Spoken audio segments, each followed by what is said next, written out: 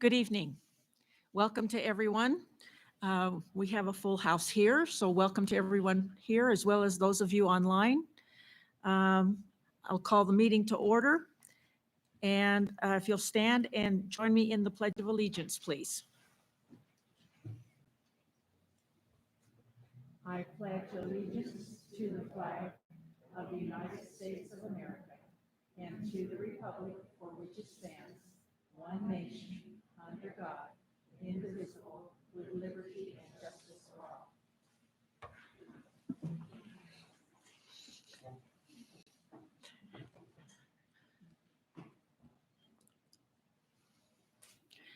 Mrs. Bolton. First, we'd like to recognize our district retiree, David Sumner. He's been here for 16 years, beginning October 2005. He's been a custodian at Rock Springs High School. Is David here? Oh, come on up, David.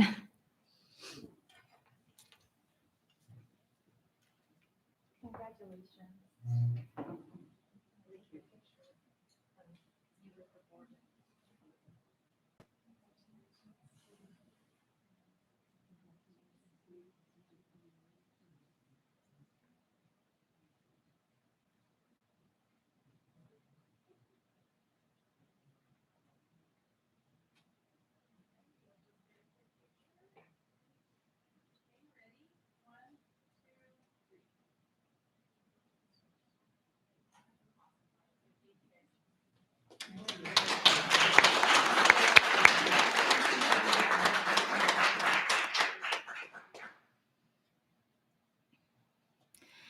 Next, we'd like to recognize our certified employees with 25 years of service.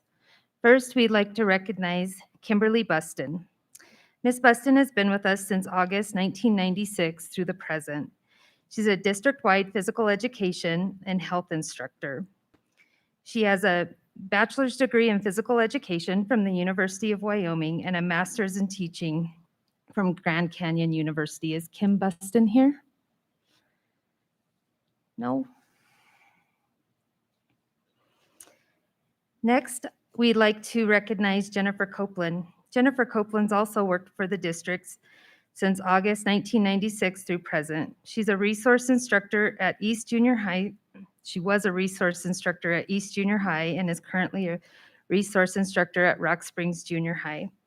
She has a bachelor's degree in special education from Southern Illinois University. Jennifer, I thought I saw her. Oh, there she is.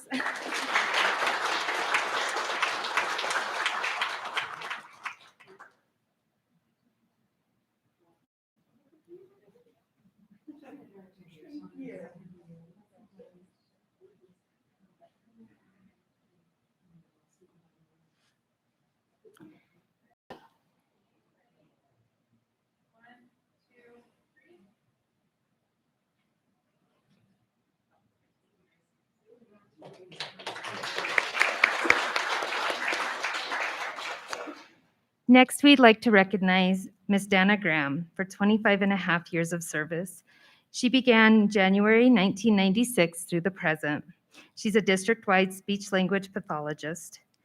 She has a bachelor's degree in speech, language, and hearing from the University of Wyoming, a master's of science in speech-language pathology from the University of Wyoming, and a National American Speech-Language Hearing Association certification. Ms. Dana Graham.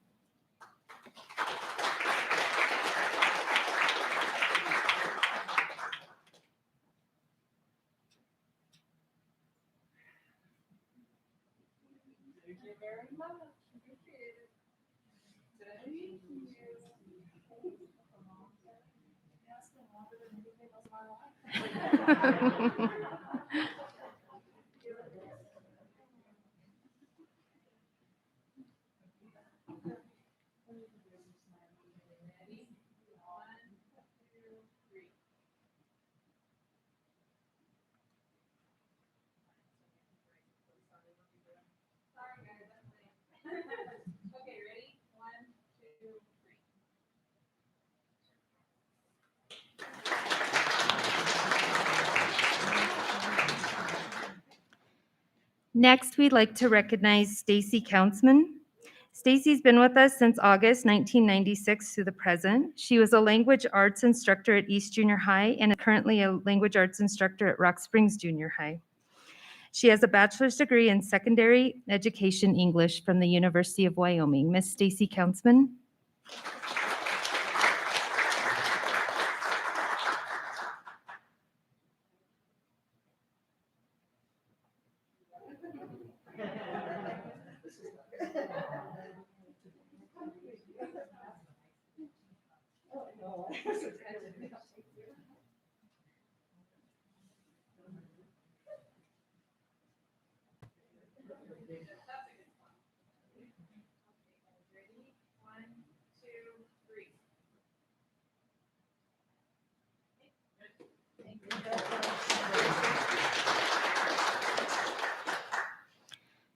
Next, I thought I saw her. So next, we'd like to recognize Miss Marlin Kramer. Miss Marlene's been with us from August 1992 through June of 2009. She was an elementary instructor at Washington and North Park Elementary Schools. She's been with us from August 2009 to June 2017 as a district-wide instructional facilitator. And she's been with us from August 2017 through present as an elementary instructor at Overland Elementary. She has a bachelor's degree in elementary education from Rocky Mountain College in Billings, Montana, a master's of education in curriculum and instruction, and a national board certified teacher. Congratulations, Miss Marlin Kramer.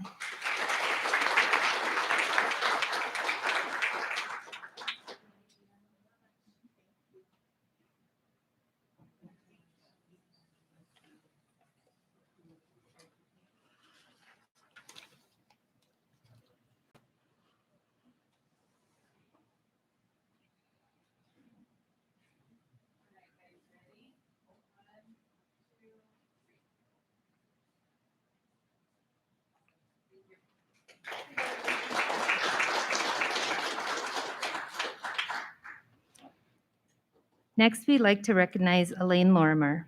Ms. Lorimer has been with us since August 1996 through present. She's been an elementary instructor at Desert School in Westridge and is currently an elementary instructor at Walnut Elementary. She has a bachelor's degree in elementary education.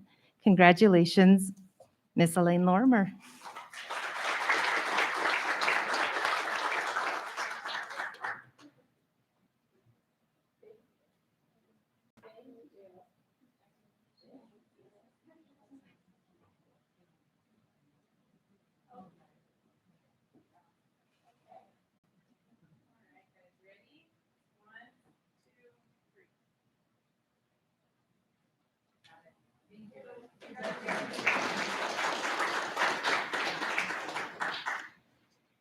Next, we'd like to recognize Ms. Cheryl Rideout. Ms. Rideout has been with us since August 1996 through present. She's been a teacher at Desert School Elementary and middle school instructor in various subjects. She has a bachelor's degree in elementary education. We'd like to recognize Ms. Cheryl Rideout.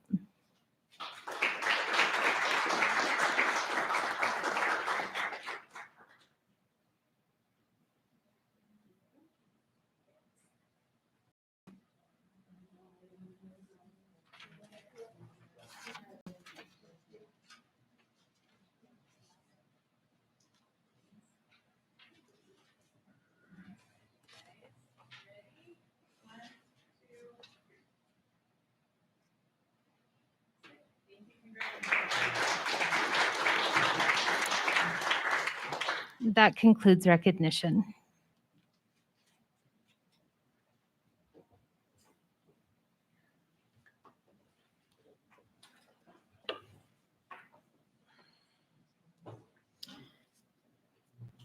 Mrs. West, if we could now have the roll call, please.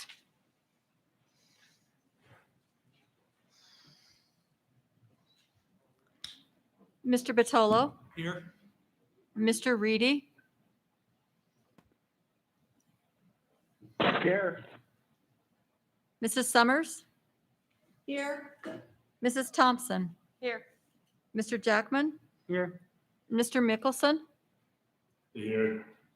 Chairman Jellicoe. Here. Okay, I'd entertain a motion to approve the agenda.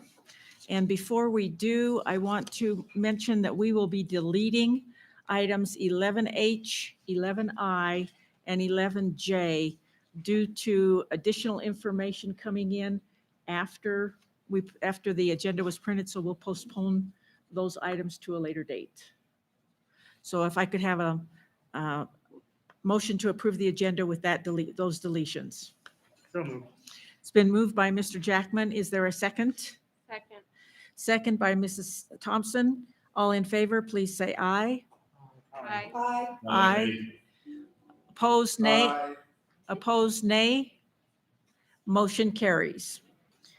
I also would have a motion to approve the addendum, So moved, Madam Chair. moved by Mrs. Thompson. Is there a second? I'll second that. Second, Madam Chair. Second by Mr. Mickelson.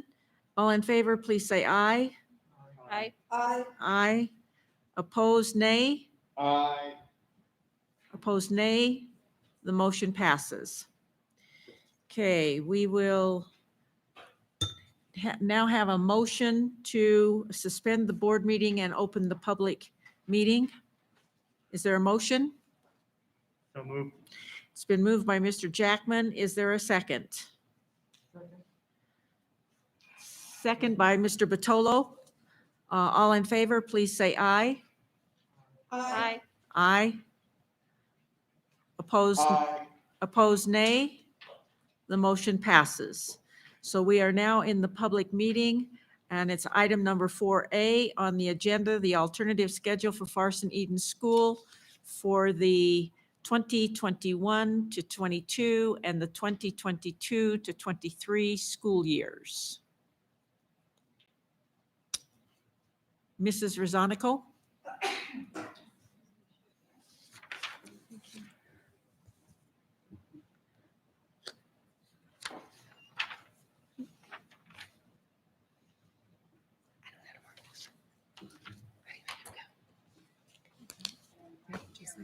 It's not doing anything. There you go. Just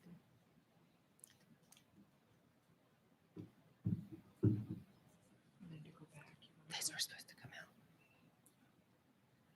Okay, our calendar is designed to support our students and community support of our athletic activities programs while maximizing instructional opportunities.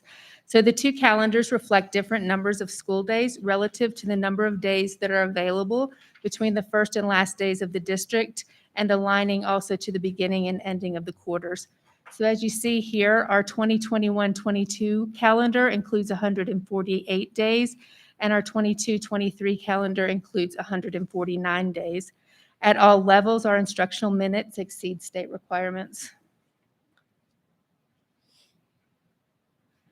I've included copies of our proposed calendar for each year for your reference. This is the 2021-22 calendar. And here's the 22-23 calendar.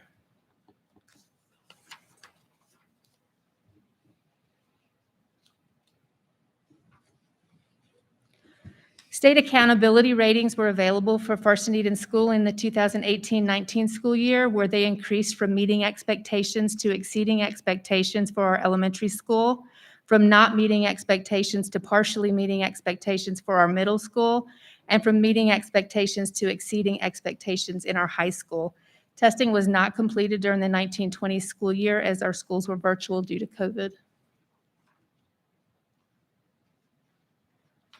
At our last administration of the YTOP, Farson Eden scored above state average in all tested areas except for 6th and 7th grade English language arts, 6th grade math, and high school science, and we've addressed these areas of concern in our PLCs this year. Except for the 2018-19 math, Farson Eden continues to be above the state average in their ACT scores. 1920 data, again, is not yet available, though our students have taken this assessment. As you can see in the bottom corner, Farson Eden continues to have 100% graduation rate for the past 4 years. We administered our alternative schedule survey, and the results are posted here. Question number 1, our 4-day school week supports positive attendance patterns for students. That was a 100% for staff and parents and 98.4% for students. On question number 2, our 4-day school week supports positive attendance patterns for staff. Again, 100% for staff and parents, 98.4% for students. On question number 3, our 4-day school week supports student achievement. 95% of staff agreed, 98.4% of students agreed, and 100% of parents agreed. Intervention time has been provided outside of normal school hours for students needing extra support. This includes our Friday school for our middle school and high school students, and elementary intervention time, which is after school. That was supported by our staff 100%, students 95.3%, and parents 100%. In the last question, number 5, communication regarding the weekly schedule has been adequate. Staff reported 100%, students 96.9%, and parents 97.4%. Our survey included 64 students, 20 staff, and 39 parents. Our final survey question: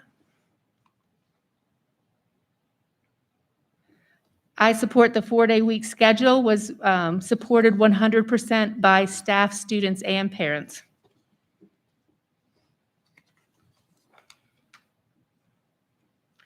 The educational benefits to the students of the Farson Eden School of this schedule are that students needing additional academic supports attend at Friday school from 8 to 11 a.m.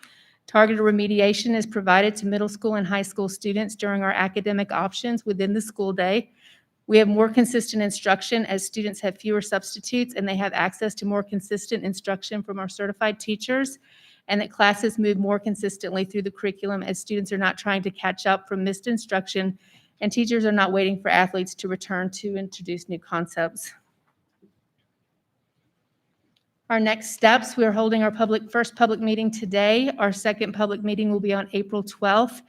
At that time, following that, we'll submit our form and documentation to WDE and then await state approval.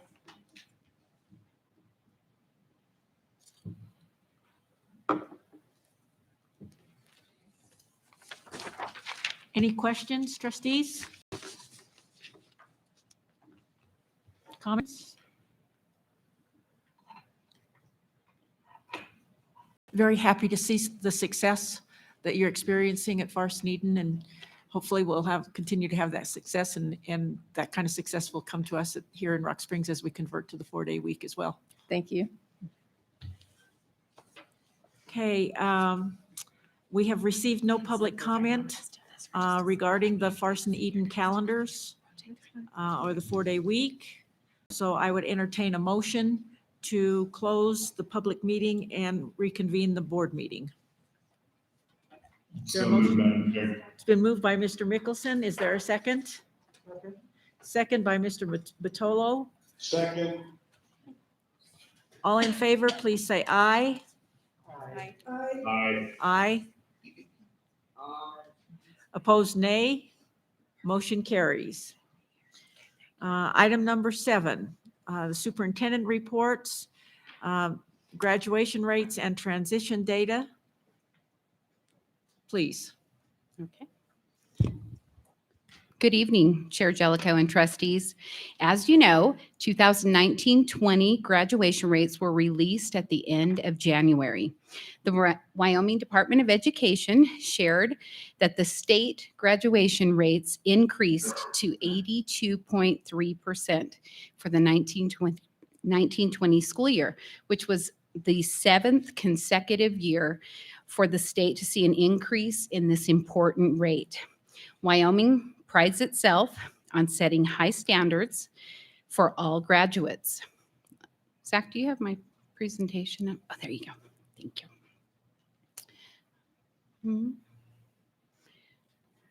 Let's see. Oop, let me go back. Oh, there we go. Okay.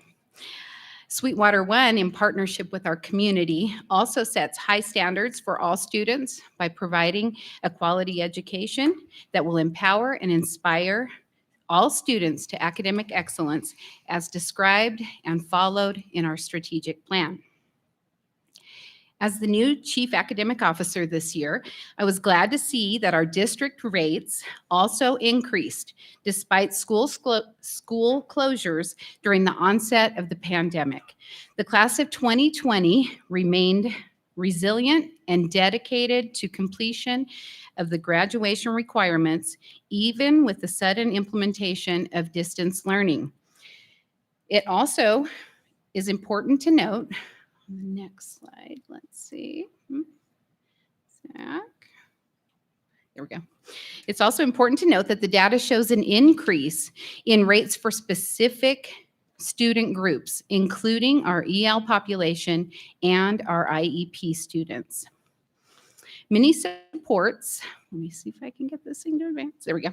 Many supports were in place to aid in the success of our students. You approved the ability for students to earn a general diploma, and 21 students graduated thanks to this exception. As a district, we learned countless valuable lessons from COVID and made changes to the way we teach and learn, incorporating technologies that many of us had never heard of. Teachers have been able to access training videos created by rockstar colleagues and attend professional development opportunities focused on integrating new technology. High school students were given the opportunity to recover or earn credits virtually this past summer. The transition of being able to teach students, whether at home or in person, has benefited all students in our district. We're continuing to working on getting an online virtual education program created. As I prepared this presentation to share the graduation rates, I wanted to include the building leaders because this data truly belongs to each of them and the great work that they do for Sweetwater One. At our last board meeting, Trustee Batolo requested information on transition grade levels and the correlation between student data and discipline and its relationship to student success in our district. While we have limited longitudinal data due to the change of the state assessment 3 years ago and then the pandemic last spring, we do have some cohort data to share, as well as the work in each of these buildings that they do to support students in important transitional grades. Before turning this over to my building principals, I have asked the curriculum and assessment specialist, Debbie Veras, to review the graduation rate process, the exemption waiver, and standardized testing with you. So let's see if I can get her slide up. There we go. Okay.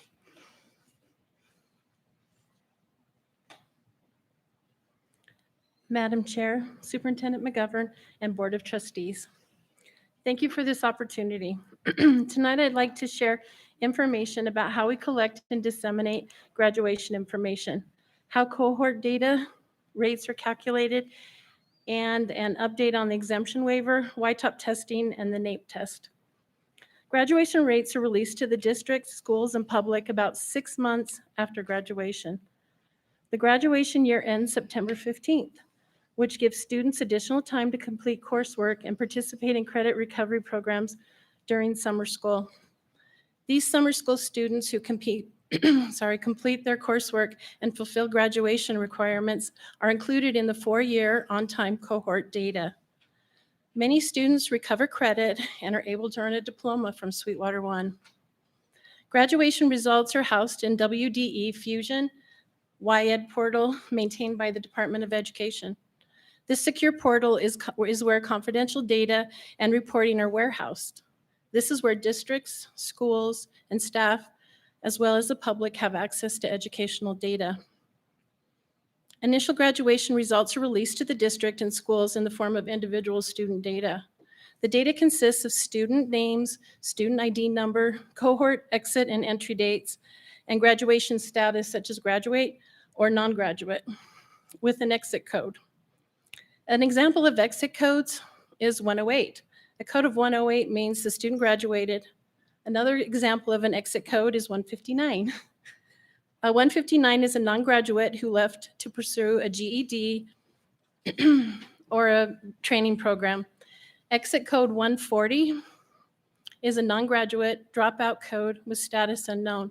There are about 15 different codes that schools report every year on these students. The individual student results are made available to principals. They can reconcile the WDE data with the student information system, PowerSchool. To ensure the accuracy of the data, the principals double-check student results, look for clerical errors, and make sure the student list is accurate. Many principals keep detailed spreadsheets about students who enter and leave schools, the reasons for leaving, and contact information. This information ensures proper documentation is collected, if possible, and submitted to the state agency if needed. If errors are found, written evidence, such as official transcripts from other schools, is collected and submitted to WDE for review. WDE can accept or reject the petitions or ask for additional information. WDE statisticians spend time preparing data for public release. The district receives embargoed data the morning of the public release.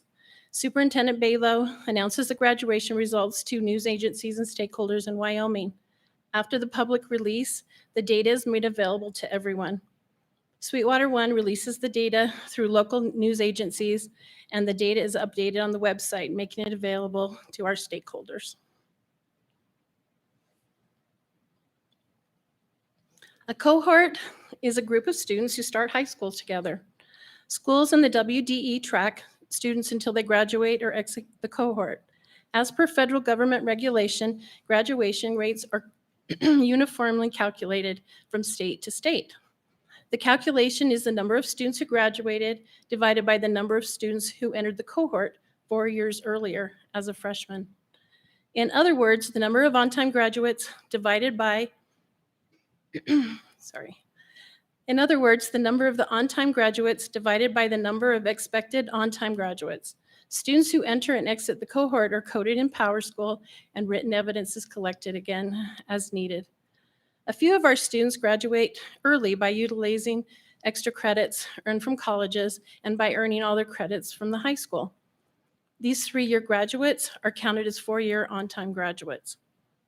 Some of our students need additional time to complete coursework. As welcome, we welcome our students to stay and earn a high school diploma. High school diplomas are life-changing. Earning a high school diploma increases the likelihood of landing a better job with a higher salary, benefits, and a retirement. We often have students who stay an extra year or two to complete their coursework and graduate. It might take a little longer, but it's well worth it for the students. The 5- and 6-year graduation rates are calculated the same way as the 4-year on-time. The number of cohorts graduated, and they add the additional 5- and 6-year students in, divided by the number of students who entered the cohort as a 9th grader. The extended rates are published in the WDE website.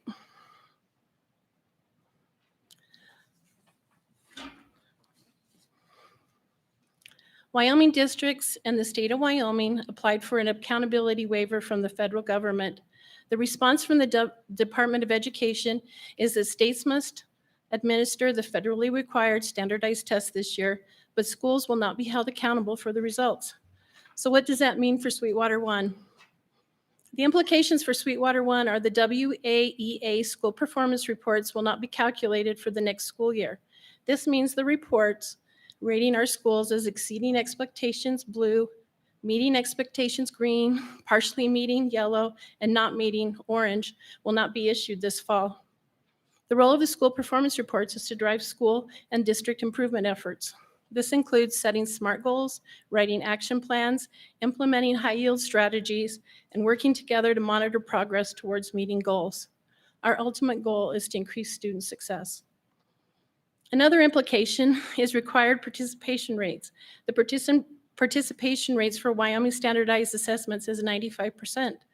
Although we have been given accountability exception this year, we're going to strive and reach the 95%. At the last Wyoming State Board meeting, the WDE assessment director communicated that all districts will move forward to test all students. This includes our classroom-based virtual students. For students to participate in standardized tests like ACT, YTOP, YALT, students will need to be on campus. Principals and teachers will work with families to schedule a testing opportunity with one caveat. In order to ensure safety and to accommodate parents and guardians who do not want their students in schools for testing due to the pandemic, the schools can report the circumstances on a Google form that will be submitted to the state. It is important that we test as many students as we can. Students' data informs teachers on how students are doing on becoming proficient in Wyoming state standards.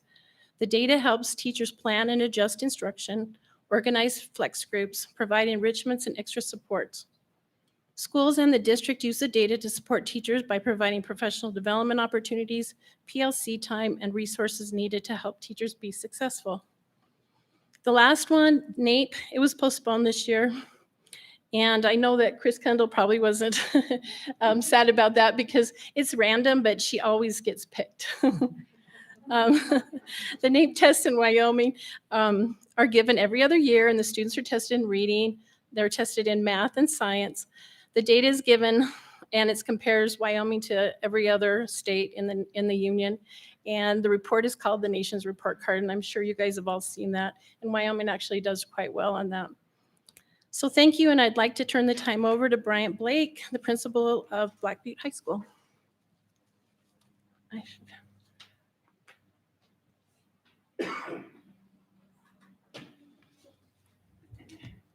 This up just a little bit. There we go. So my name is Bryant Blake. I'm the principal at Black Butte High School. So I'm going to go ahead and talk about our graduation rates. So as you can, oh, I got to hit the button. There we go. So as you can see from the 2018-19 to 2019-20, Black Butte did have about a 2% growth in our graduation rate. So I'm going to go and talk about what are some of the successes that has helped us with our graduation rate. The first one that's really helped is the implementation of a general diploma. 4 students graduated at Black Butte High School with the general diploma in 2020. And one of the 4 students that graduated actually had that COVID exception that the board granted last year. We anticipate that 3 students will graduate with the general diploma in 2021 from Black Butte High School. One of the other major successes at Black Butte High School is our attendance policy. As you can see, we did a comparison from August to March, into February. And the main reason we did that is because that's kind of when everything kind of, COVID happened. So in 2018-19, our average daily attendance was 76.4%. In 2019-20, it went up to 82.4%. And then I did ran it real quick. And as of February 19th, 2021, we were actually at 87.7%. So having kids in school and the attendance policy is having an impact because you can teach them when they're there. Also with that, we've actually been able to have more parent meetings. Anybody who has some issues with the attendance policy, we do have a meeting set up with the parents, with the students, with the counselor and myself, and we're able to set up a plan to help those kids be successful and to help them be attending. One of the other things that we implemented last year at Black Butte High School is we had never had a credit recovery that occurred after the first semester. So we implemented that last year. And basically to go over credit recovery, this allowed students that had a failing grade in between 50 to 59% at the end of the first semester, a chance to pass by completing assignments essential to demonstrate their learning. Another huge success was our graduation coach, who worked directly with students that were in danger of not graduating. And to kind of break that down at Black Butte High School, the graduation coach was working with 6 students at Black Butte High School that were in danger, and 5 of those 6 were successful and did graduate at the end of the year. Oh, there we go.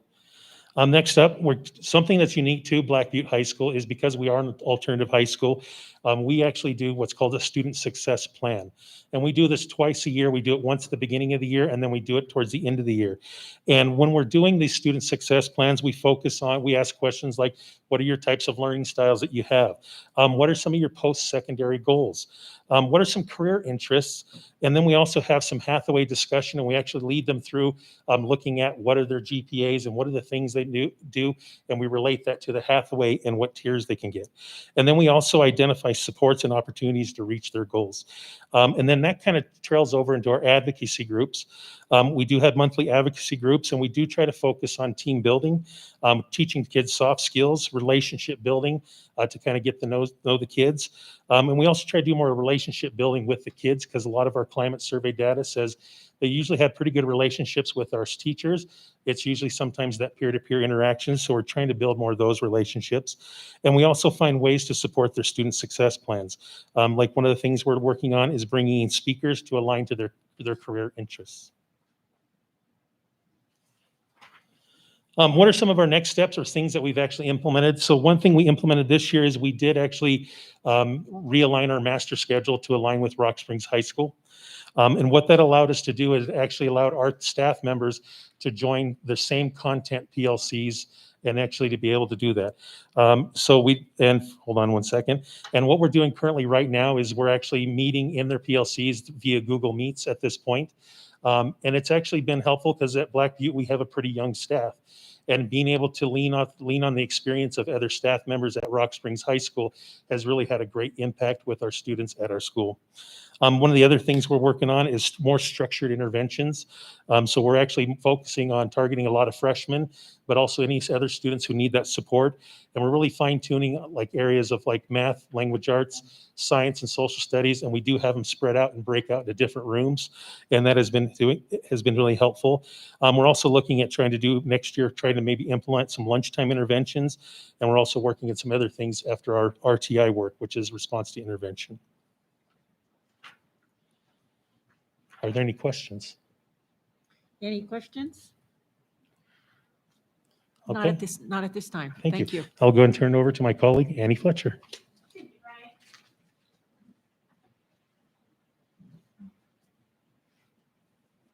Bryant is way taller than I am. Good evening, everyone. It's nice to have a moment to speak with all of you to make sure that some of the pieces of the Rock Springs High School graduation data can be unraveled a little bit.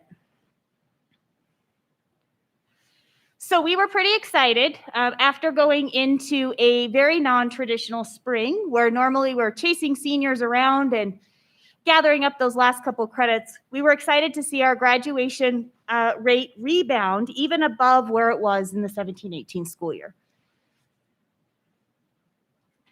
When we look at that, we think of some of those pieces that maybe looked a little bit different last school year and how that potentially impacted that data. So one of those big pieces is that general diploma. The general diploma, as you guys know, is the 18 credits that scales back some of those elective requirements and really focuses the attention. 16 of our students actually graduated because of the general diploma. 6 of those used the COVID exemption that you guys were so kind to extend to the students. I think in looking at the why it works, it's very important to look at the process and to acknowledge that a huge part of this is how we interact with students and parents in the community. Every time someone wants to look at an 18 credit diploma, we sit down and we have a team meeting. And the student advocates for themselves, and the parent, an administrator, a counselor, all share that responsibility to build that success plan. We sit together, we make sure the student knows they are not alone. We acknowledge that students learn differently and that each path is unique.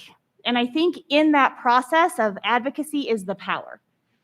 The diploma is a great tool, but those meetings and that shared responsibility is key. Maybe.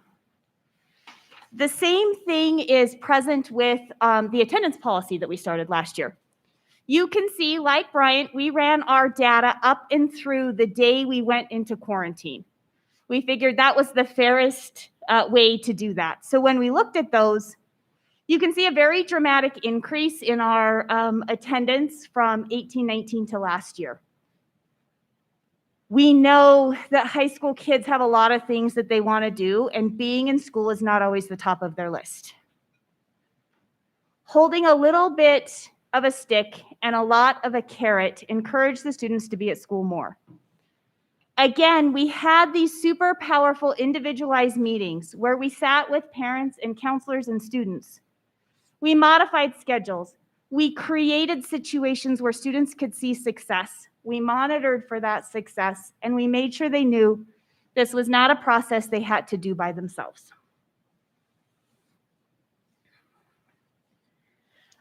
Another huge celebration. Last year, we were able to, with the support of Superintendent McGovern, Ms. Bolton, and all of you, we were able to create a schedule that allowed dedicated collaboration time for over 40 teams.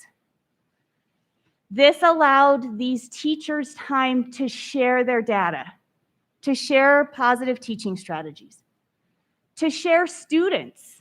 Think elementary school flex groups on the scale of a high school.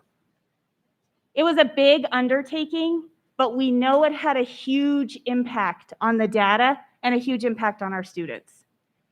We are excited that this year we're extending that to include all of Black Butte students, and we just started transitioning students between groups just a couple of weeks ago. So we're pretty excited about that. Uh-oh, too many. Another piece as we look at the ever-daunting budget cuts that we couldn't help but acknowledge, our athletics and our activities are a huge lever to support students as they venture into the world of adulthood. Students sometimes need that coach to support them. They need the weekly graduation checks, the weekly grade checks, the weekly show me your college transcript. They need those pieces to support them as they kind of move through. They need their coach to hold their hand through mandatory study hall. We know that those that are involved are more likely to graduate. We also know that involvement looks different for different kids. And as we extend and expand our CTE program, we know that that level of involvement for some of our students is a very powerful lever. Some of our students may not be football stars, but they're amazing welders. They may not be on the debate team, but man, that table that was in here not very long ago was phenomenal. So by using what the kids are passionate about, like our district mission states, we're able to gain kids kind of buy-in into the process of graduation. When we look at what's coming next, we know we've got a long ways to go. We're not happy with a 76% graduation rate either. So as we look at this school year, we have reimagined our extended day to mimic our summer school a little bit more, sending almost an exclusive focus on our freshmen, trying to ensure they leave us with those credits that they need to be on track. We also know that we are working with our collaborative teams to identify and support those students. We're also working to identify those students who could benefit from an alternative path sooner. The alternative diploma or the general diploma is not designed to be a catch-all last semester of their senior year. It's an opportunity to acknowledge learning differences and plan individual plans for students as soon as the end of their freshman year. If they need extra time, if they need a different approach, if they need to be breadwinners for their family, we can now create plans that let them balance school and life.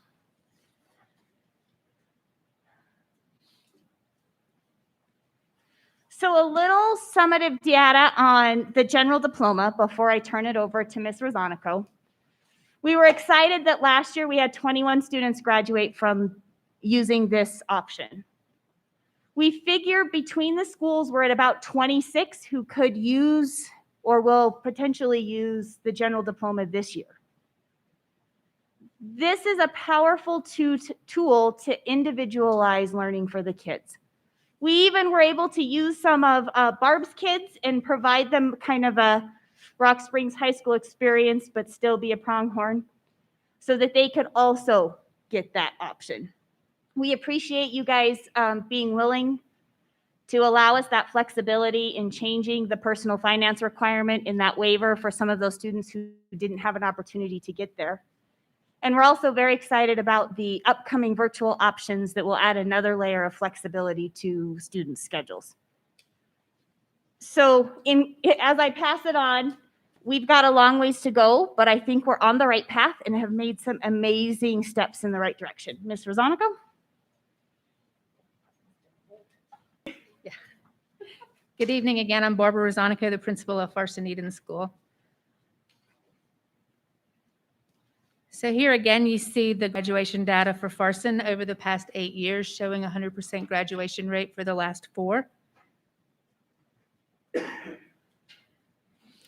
So graduation looked very different last year as our 13 seniors walked across the stage in private ceremonies attended by their immediate families.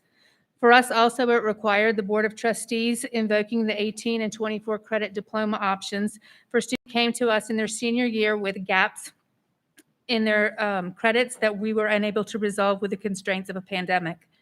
In the end, though, each walked across the stage and joined the ranks of Farson alumni.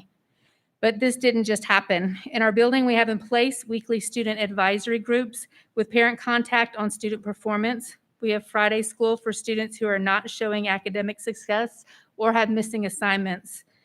We have Tier 2 intervention during our school day for identified students. And when these measures are unable to be successful, we offer our students credit recovery and summer school. Because we serve students kindergarten through 12th grade, our intervention with kids begins early. Students receive a quality Tier 1 learning experience in elementary school, but as many buildings have seen, transitions are difficult, only when that involves only moving from learning on one side of the building to learning on the other side. As we began our PLC process, we noted that an important area that we could set common goals in the middle school was in teaching of organizational skills. We tried a homework folder system and some other things, but we are currently finding success with a change in our master schedule that reflects structured study skills class for our 6th graders first thing in the morning, followed up by our academic options where they do a check-in with that same teacher. Also, analysis of our instructional data revealed that we had a grade level class coming through that had a number of students who were weak in math. We unsuccessfully attempted after-school remediation and Friday remediation, but were not able to reach all of our target students outside of the school day. This year, we were able to alter our master schedule to put in place an additional math class for these students, and the data looks promising. Finally, we have combined our middle school and high school data teams, which assign students who are struggling to remedial classes during academic options, and our middle school students who are identified as frequently having Friday school due to missing assignments have been assigned Tier 3 mentors who help keep them on track, monitor submission of assignments, completion of assignments, and their grades, and communicate frequently with their families. And I will turn it over to Chris Kundle. Good evenings. So at Rock Springs Junior High, we have PLCs just like the other buildings do. At the junior high, our PLCs work together. They do all of the instructional planning together. They include the co-taught teams in their instructional planning, so everyone's on the same page. They share their instructional ideas and resources. So as you walk from classroom to classroom, you can see the art of teaching might be a little bit different, but the content and the instructional strategies are the same. This work is based on the district curriculum maps. And recently, not last year before quarantine, we had done flex grouping in some of the PLCs where they strategically placed kids on certain days with different teachers as they worked on instructional strategies to help those kids with small skill gaps that they had. The PLCs also have groups working on student advancement and student acceleration. I don't know if the board is aware, but currently we have students coming from Pilot Butte and Eastside Elementary to attend the junior high for either pre-algebra or algebra 1. And we also send 8th grade students to Rock Springs High School for geometry. Acceleration like that is a really high effect size strategy for our students. We are currently also doing our F-list documentation. Teachers are required with their PLCs to contact every parent of every student who has an F monthly and to work on plans with those parents, what they can do to close up that gap for those kids. Under the PLCs, we have data teams, and our data teams work to look at their instructional strategies based around the common formative assessments that they give. They meet, they give a pre-test, they look at what the students are lacking and maybe what they already have. They build what they're going to teach for the unit around that, and they make goals for individual and group students for growth. Mid-unit, they will meet again, see if the students are making the progress they were expecting them to make, and make changes then up until the time that they give the final summative assessment. The building is starting the RTI process. We have a team being led by Mr. Grube, and they're working on the RTI for the building and building a toolbox of instructional strategies to help those kids who are lacking skills. How are we going to get them up with their peers? Advocacy groups, when we started that last year, kids were strategically placed with teachers. And we had looked at students who had been high students in our Swiss data system, and we split them up and strategically placed like one student with each teacher for the advocacy group, hoping to build those relationships that we know are key with students. For PBIS, last year the junior high got a PBIS grant from the state, and in that grant it included us having team meetings over the summer and then throughout the school year planning PBIS rewards and incentives for the students. Some of the other work that was done was comment expectation language throughout the building so that everyone's on the same page. What does it look like when you walk down the hall? What does it look like when you dismiss for lunch? Those kind of things. The team developed a behavior matrix and also a behavior strategies toolbox that is available for teachers who are maybe struggling with, how do I deal with that kid that blurts out all the time? And then there are several ways that you can try to center that student and get them back on track. With the 21st Century Grant, the junior high has a lot of options for students to do after school that are funded through this program. Depending on the year, we've had anything from robotics to newspaper to sewing club.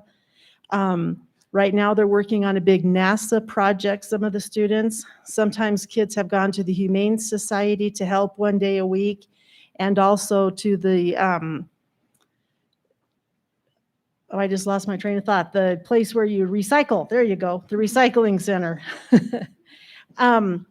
This is a really great extension for our students who maybe don't belong on an athletic team, they're not in choir, they're not in band. As Mrs. Fletcher said, we know that students who are involved in school are much more likely to be successful. And then the after school homework club is for students who want to stay. We pay certified teachers to stay after school and work with these kids. Homework club, but the principal tells parents all the time, you can certainly mandate that your child come to after school homework club. And in addition to that, there are a lot of teachers who stay after school or they come in early to meet with students to give support. And I'm going to have Mrs. Fletcher come back up and explain this part of the data.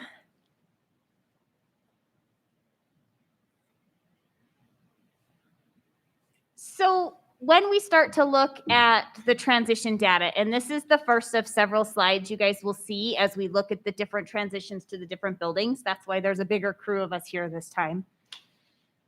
The data is the last time we had good comparative data, which is spring of 18 to spring of 19. If you start to think about who were our freshmen in the 18-19 school year, that's our juniors. If you start to look at what things have been done since this data point, this would be the new bell schedule that allows for the collaboration, the restructuring of our after-school program, several things, because we know that transition from 8th to 9th grade is a hard one regardless. It doesn't matter the year, it doesn't matter the group of kids. As Barb said, it doesn't matter if they're going across the hall. That the junior high was having so that the transition felt less severe when they got to us. They were used to a schedule, putting them on a block schedule, reducing their number of transitions so they have less time to get in trouble. We're hopeful that we'll see some improvement on that data, but then we had This is that same group of students. You have 8th grade discipline data on one side and 9th grade discipline me now, but we've continued that same reflection. Freshmen tend to make supervised time a freshman can have. That includes changing the block schedule. It sounds funny, but man, they miss it this year. Giving them that time to have supervised activity where they can be outside, they can be in the gym, work off some of that energy, make sure they're not hiding in a corner making some difficult choices. So when we reflect on this data as a building and we look at how we help Chris's kids transition to us, we try to meet them developmentally where they are and figure out ways to help them make better choices every day. So in what we do with that, we promote positivity for our Tigers, and we do that through our PBIS team, which has been running overtime the last couple of years as we try to look at those. We pre-teach and reteach expectations often, including messages from your friendly neighborhood principal, because we were finding that when the message wasn't delivered in exactly the same way, kids weren't understanding the expectation. So we have recorded a whole host of little videos that go through and teach and reteach the expectations for everything from how to go to lunch to how to go to the bathroom, to how to take your temperature at the kiosk, to how to check your grades. So we have a lot of friendly neighborhood messages. We also make sure that we are reinforcing that with our presence and the teacher's presence often. When we start to see a slip, we send out a reminder, hey guys, time to show this in this video, and we'll send them back out. The other things is we try to incentivize positive behavior. It's been a little more difficult this year as food is the major motivator for teenagers, but we have been doing Tiger shout-outs. And Tiger shout-outs are an opportunity for us to say, we caught you doing something good. Mr. Supis is the king of the Tiger shout-out. A staff member or a student can nominate anyone on a little card that says, hey, so-and-so caught you doing something good. We call them to the front. We give them a prize and even a sticker. We tell them not to put them on their computer, but sometimes they do anyway. So we have shout outs for all of you board members, so you can kind of see what that looks like. We've also started with mailers to go out to parents. Since we can't have parents in the building so much, we made little caught you being good cards and have been mailing them out. We've been doing attendance interventions as well as push-in counselor support for mindfulness. So our counselors have been pushing into our guided study classes and teaching our students how to be mindful. I also want to just kind of reiterate that idea of all of those individualized plans for students, the graduation plans, the attendance plans, how are we supporting kids one by one? I don't know where it bounces to next, Ms. Kendall. My last one. So as we look at what else do we do and what else would we like to do for 8th to 9th grade transition, we've been very excited. I'm actually with our IEP transition meetings. Last year, before we went into shutdown, we got to have 80 individual meetings with students and parents. An administrator, a social worker, and a teacher met individually with the special education student and their parents. We introduced ourselves, we gave our phone numbers out. We had a little personal conversation about their fears and dreams for that next step. They got to meet us where they felt comfortable in their building. We're doing that again this year, and we're super excited about that. We also encourage those who are ready and want to make that leap over to an alternative setting to start that Black Butte application process. And I know Ms. Kendall does that too. We worked a similar model from the IEP transition in our registration process this year. The counselors pulled kids in and met one-on-one with them, having that same type of individual conversation, welcoming them to the high school and supporting that transition.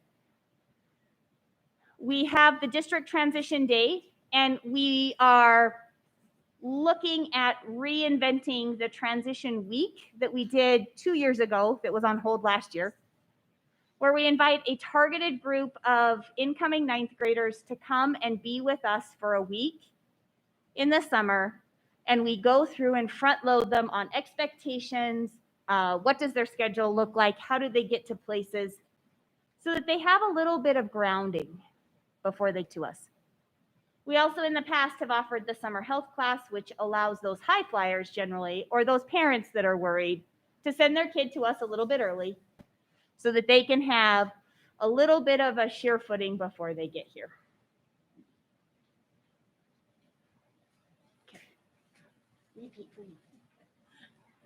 Okay, so for the 6th, 7th grade cohort data, it's pretty much a flat line. Might be a little bit of an increase, a little bit of a decrease, depending on which you're looking at.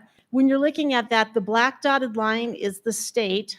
So pretty much exactly what the state was doing on the last year that we had the good data. The EL students and the IEP students took a little bit of a dip the one time, but we've addressed that with a couple book studies and really trying to dig in and look at some instructional strategies specific to our lower achieving students. Referrals looks remarkably like it did at the high school.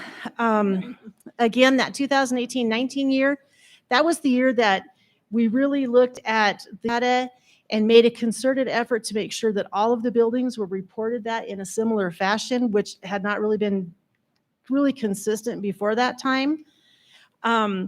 It does list the areas of the highest referral cause or the problem behavior. And all of those, when you get a major discipline referral, it is because you have violated district policy. It's not because, you know, it was the teacher was a little bit cranky that day or whatever. Those are actually have to be district policy violations, and those are handled by the administrative team.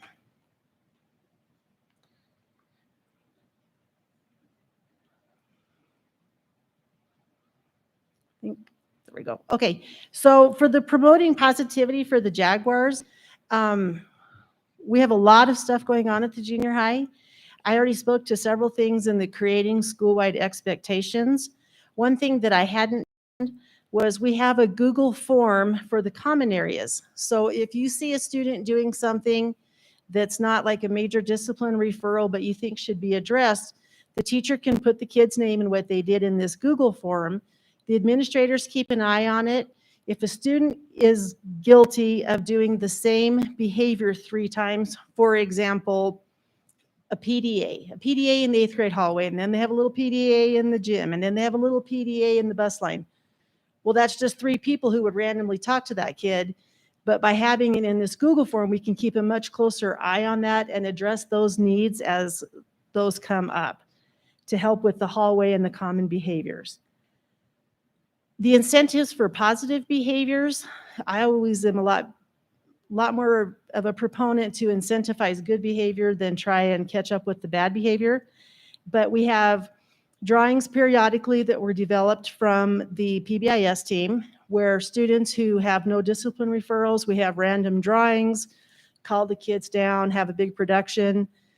Same thing for no Fs. If you end the quarter or the midterm with no Fs, we have drawings, make a big deal about that. I call them positive Fridays. I've heard a lot of the kids, you know, like they're excited when it comes on, who's going to be drawing this time?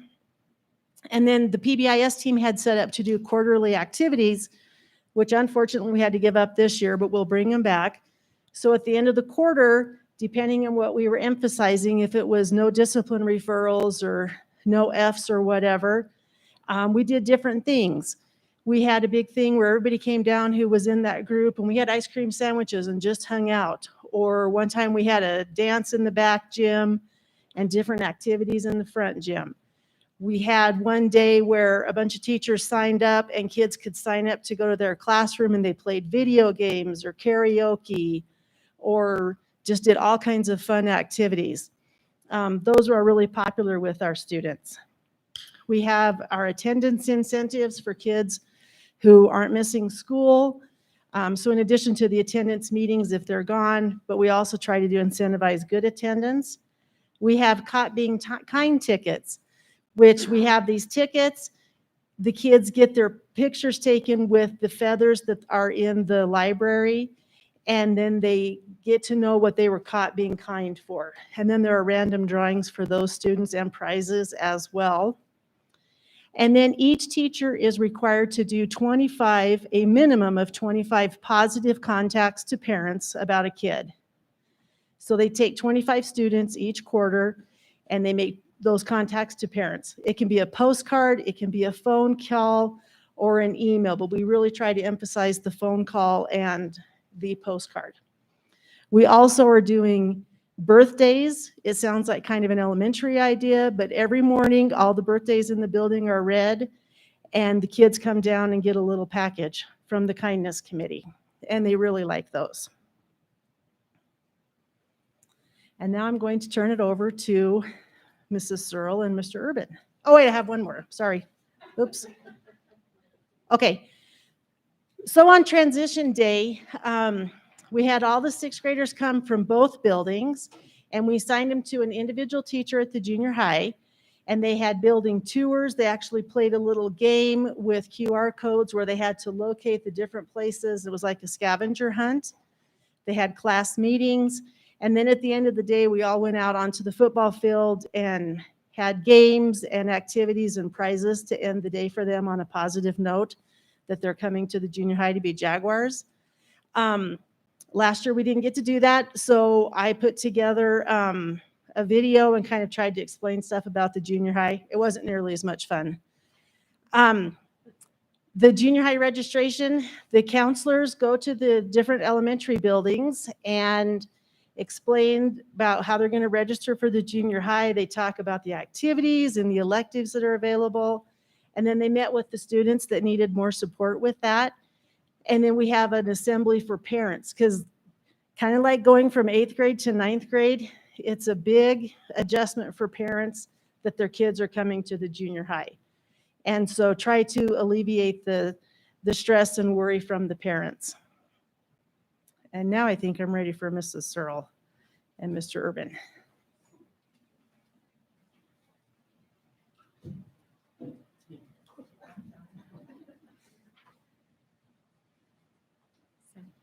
Good evening, Madam Chair, Superintendent McGovern, and Board of Trustees. Mr. Urban and I often travel together as a pair, so you might see us around together a lot. Do you want to say hi? Good evening, everybody. We made a commitment 3 years ago when we were blessed to be able to be principals at Eastside and Pilot Butte, that we would align our efforts, our camaraderie ship, our colleagues, in an effort to keep our schools consistent and never pitted against one another. So we have continued that partnership. This is our 3rd year. We like to say together, so happy together. And we're excited to present to all of you tonight.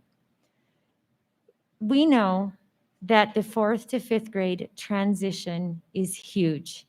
Any of you that are parents that might have a 5th grader in one of our schools, Mrs. Thompson, you know, it is not the same. It is intimidating sometimes to go from your K-4 building to my 2-story building and Ron's huge square footage out there. We started over at Eastside and Pilot in 2018-19. And the data that you see before you is the spring of 2018 ELA, which is your reading and your writing, 4th to 5th grade. And on the left side, you will see the math, 4th to 5th grade.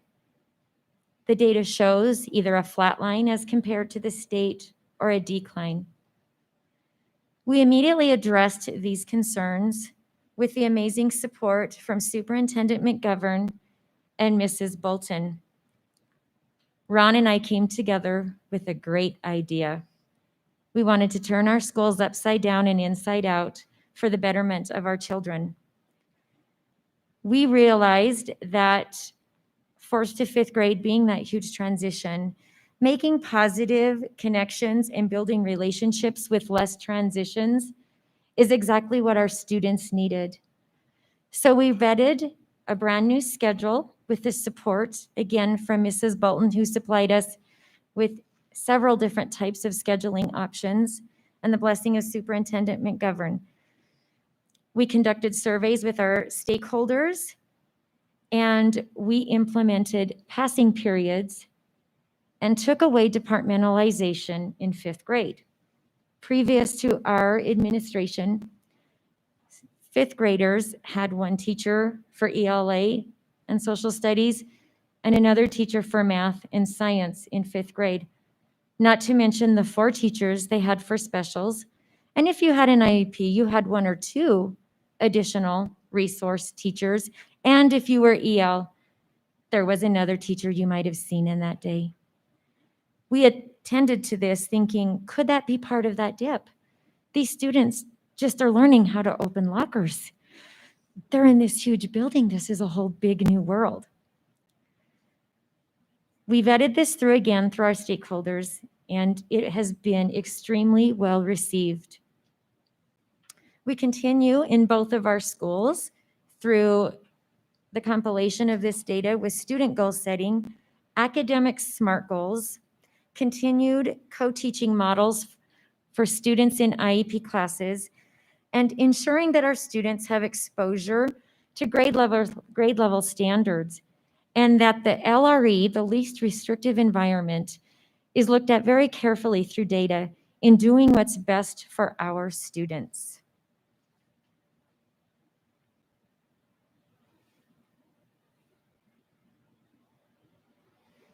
All right, so this next slide talks about our office discipline referrals. Very similar to what you would have seen in the high school level as well as the junior high level. There is a pretty big increase from what you see in the 5th grade and up into the 6th grade. So this is our group from the 17-18 5th grade students, and that following year as a 6th grade group. And this is when Mrs. Searle and I entered both our buildings, was in that 18-19 school year.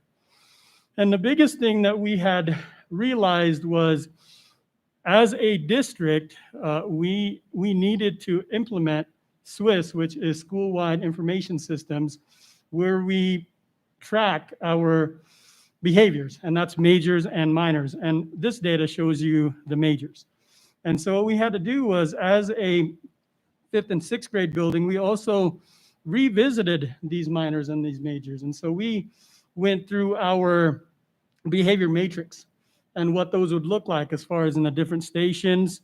When I say stations, I mean our common areas and what the behavior should look like in those different areas. And this includes your classrooms. And so we had a whole lot of just new everything. When I say new, some of those were refreshers for the veteran teachers, and some of those were just new to teachers because they were new to our building.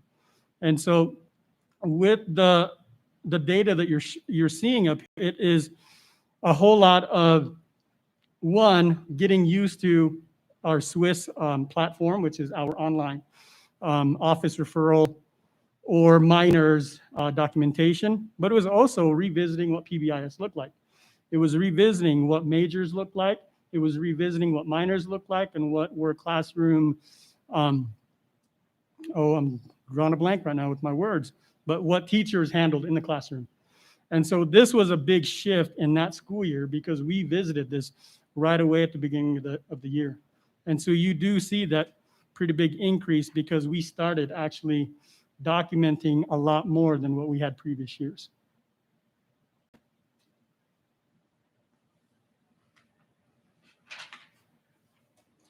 So at both Eastside Elementary and Pilot Butte, collaborate together, Ron and I. We actually have meetings together and we talk about cool ideas. We also get ideas that are amazing from our colleagues, many of them that are sitting here, the rest who are viewing at home this evening. Every school in this district has a tiered program for positive behavioral intervention supports. And you may ask, how does that connect with this presentation? Well, it connects actually quite beautifully, K through 12. Students need to have a reason to come to school, and that's through positive connections, getting them up out of bed. So just some of the things that I'd like to share with you tonight that we practice at Eastside at a tiered level are SMART goals. We have them both academic and positive behavioral intervention systems. The bottom picture depicts the backside of an Eagle ticket. Those are the locations in which we want to decrease referrals and reward students for positive behavior in those locations. You can see to the right of that is our current graph. And we go around with our COVID-friendly popcorn machine, snow cone machine, and cotton candy machine, and students get their in a drawing. And Mr. Hansen is the only person allowed to create these delicious items, and we wrap them and deliver them with the students around the school. And it smells delicious at Eastside. We also have Eaglegrams that are announced daily. And you can see up in that upper left-hand side, that's a student who received an Eaglegram, which is descriptive positive feedback from an adult in the building. We announce this on the intercom in the morning.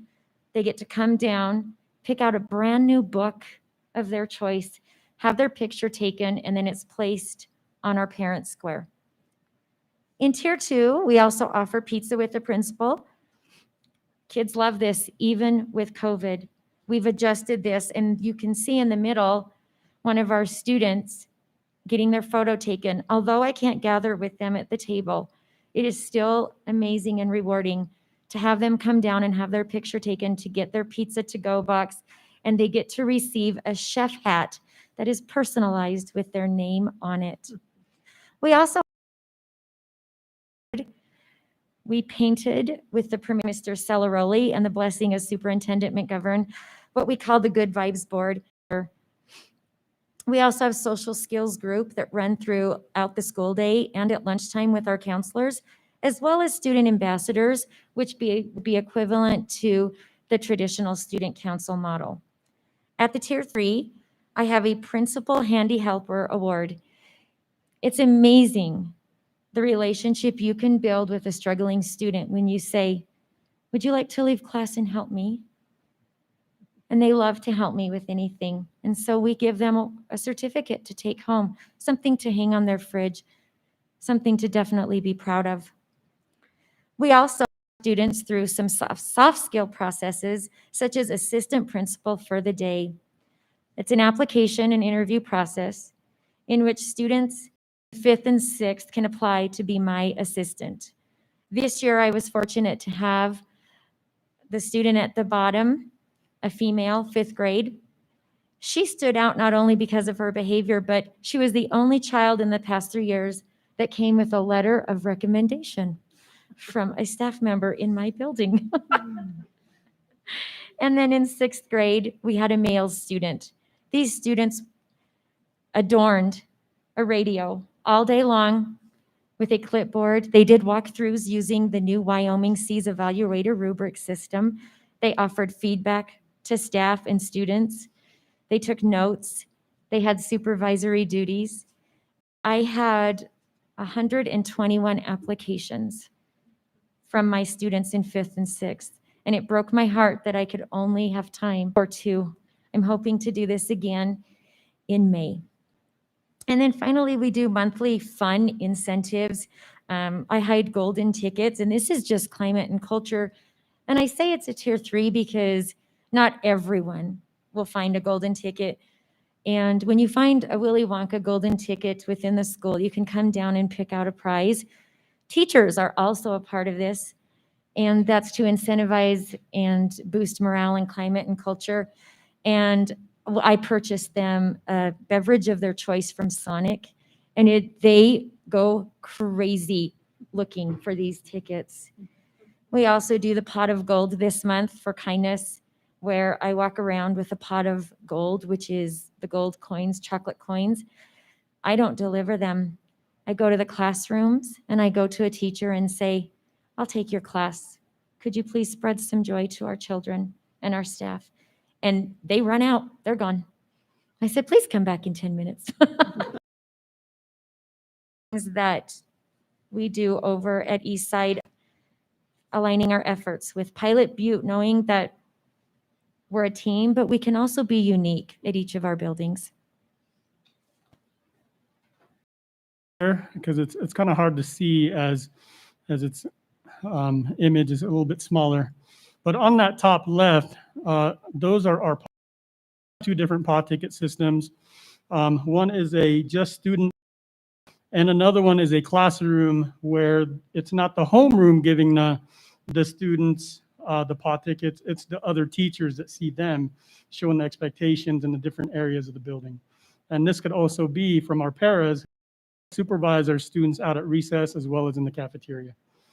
So that's kind of that top left. Right below that is what students get, or the class gets, if they earn the most class PA tickets. So they get their pictures taken, and it gets posted, as well as they get a little reward, and the class gets to choose the reward as far as what they would like to do. And it could be as simple as having a little extra free time, or it could be an ice cream bar that every person in the classroom gets.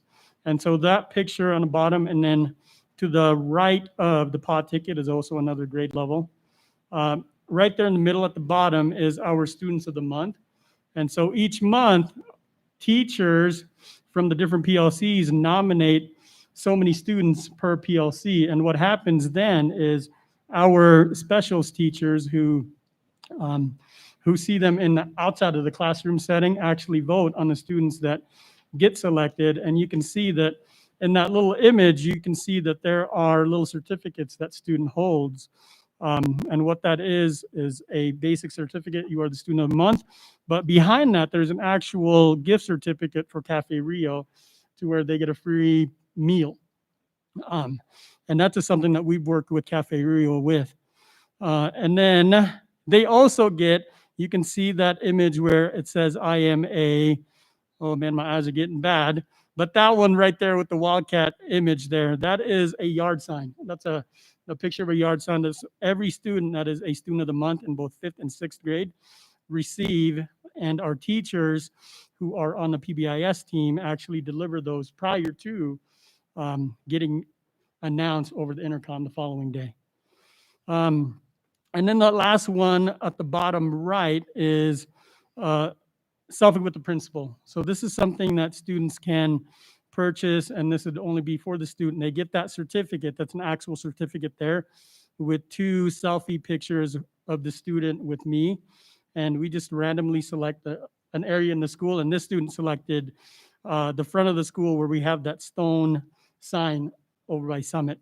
And so those are just a few things. Other items that we do positive note cards home, as well as positive office referrals. Those are things that we're trying to incentivize teachers in doing.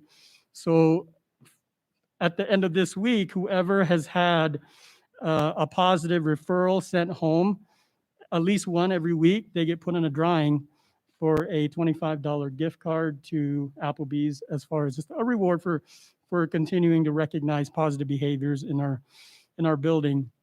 But besides that, it's just honestly the adults portraying what we want students to portray in the building. It's being positive, being good role models to the students. So when we're positive and we have that energetic feel and that atmosphere in the building, it kind of trickles down to our students as well.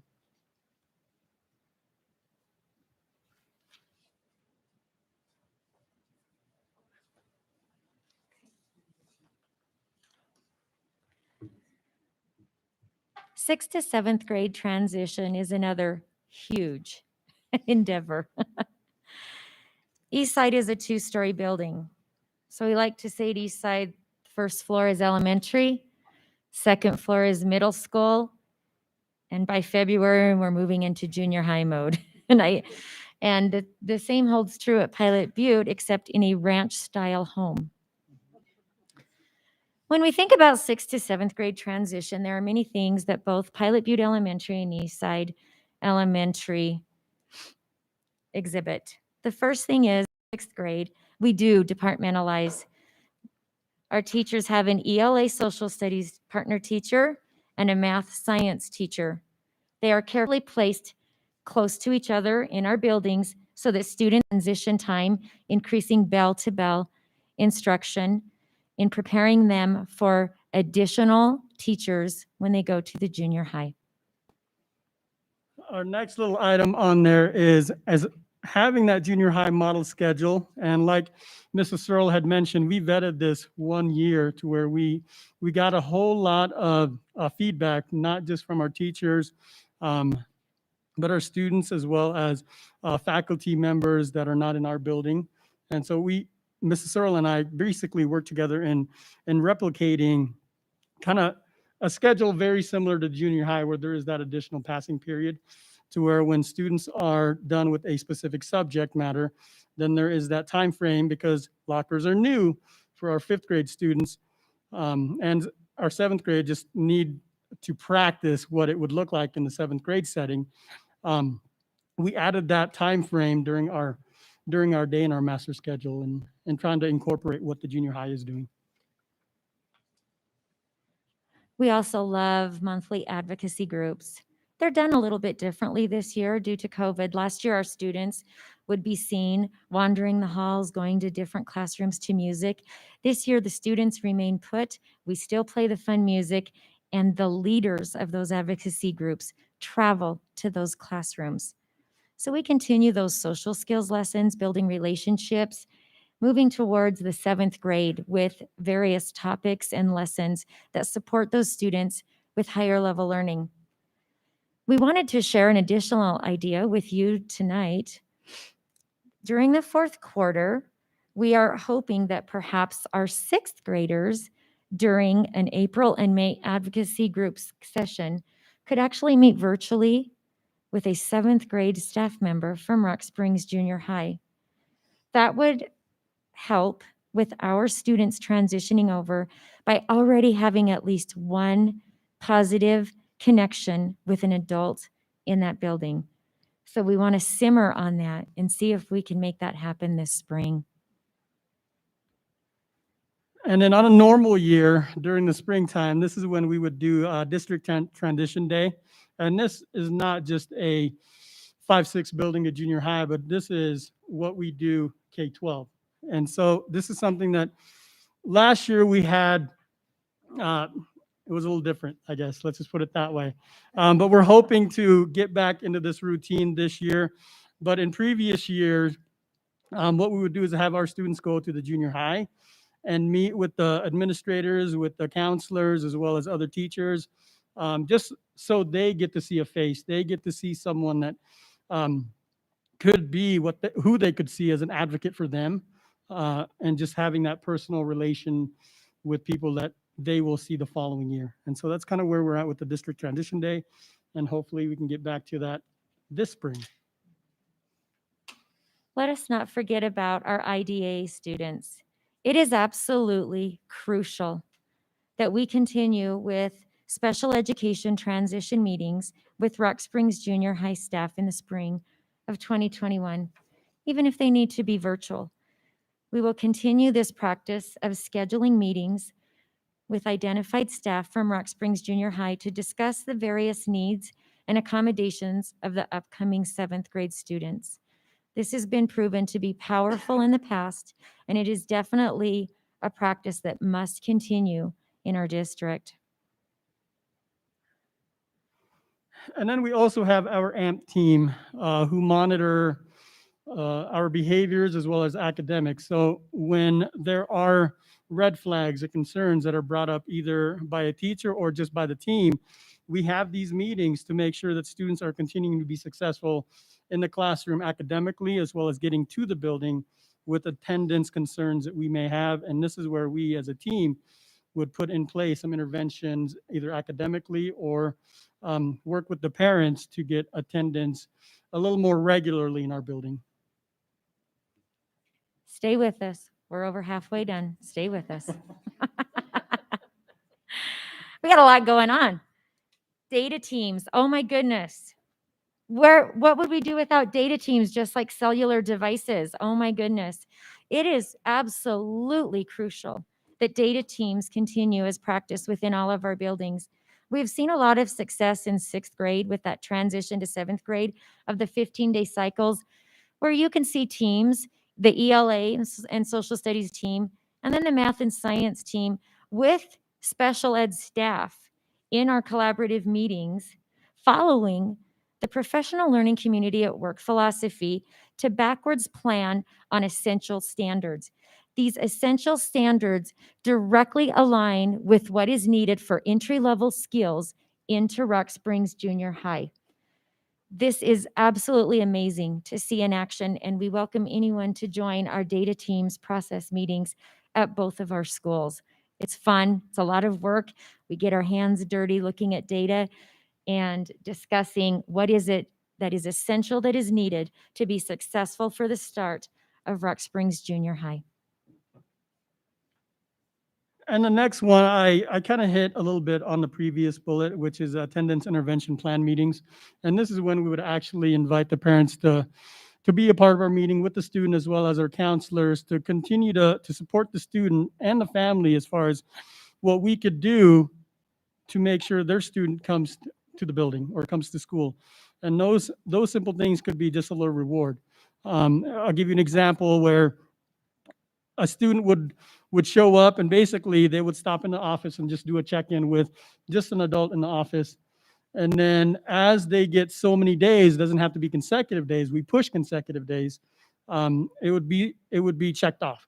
And then after so many days, that student earns a lunch, and that could be a lunch with an administrator, or it could be bringing a friend with them. But these are just different things to kind of incentivize students to get to school, get out of bed, and make sure that they attend and be at least present in what they're doing in the classroom. We're also very proud of the work we do at both of our elementary schools with YTOP modulars. These are those quick formative assessments on essential standards that let us know how we should navigate our instruction, offering student feedback and goal setting. And by goal setting, we mean student-involved goal setting. Students are being metacognitive. They are thinking about their thinking. They are looking at where they scored with the use of data walls in classrooms and setting their own goals, documenting that on a Google form, reflecting on it daily, and whereupon our teachers conference with the students every couple of weeks to say, what action steps have you taken to reach that goal? And then to create new goals.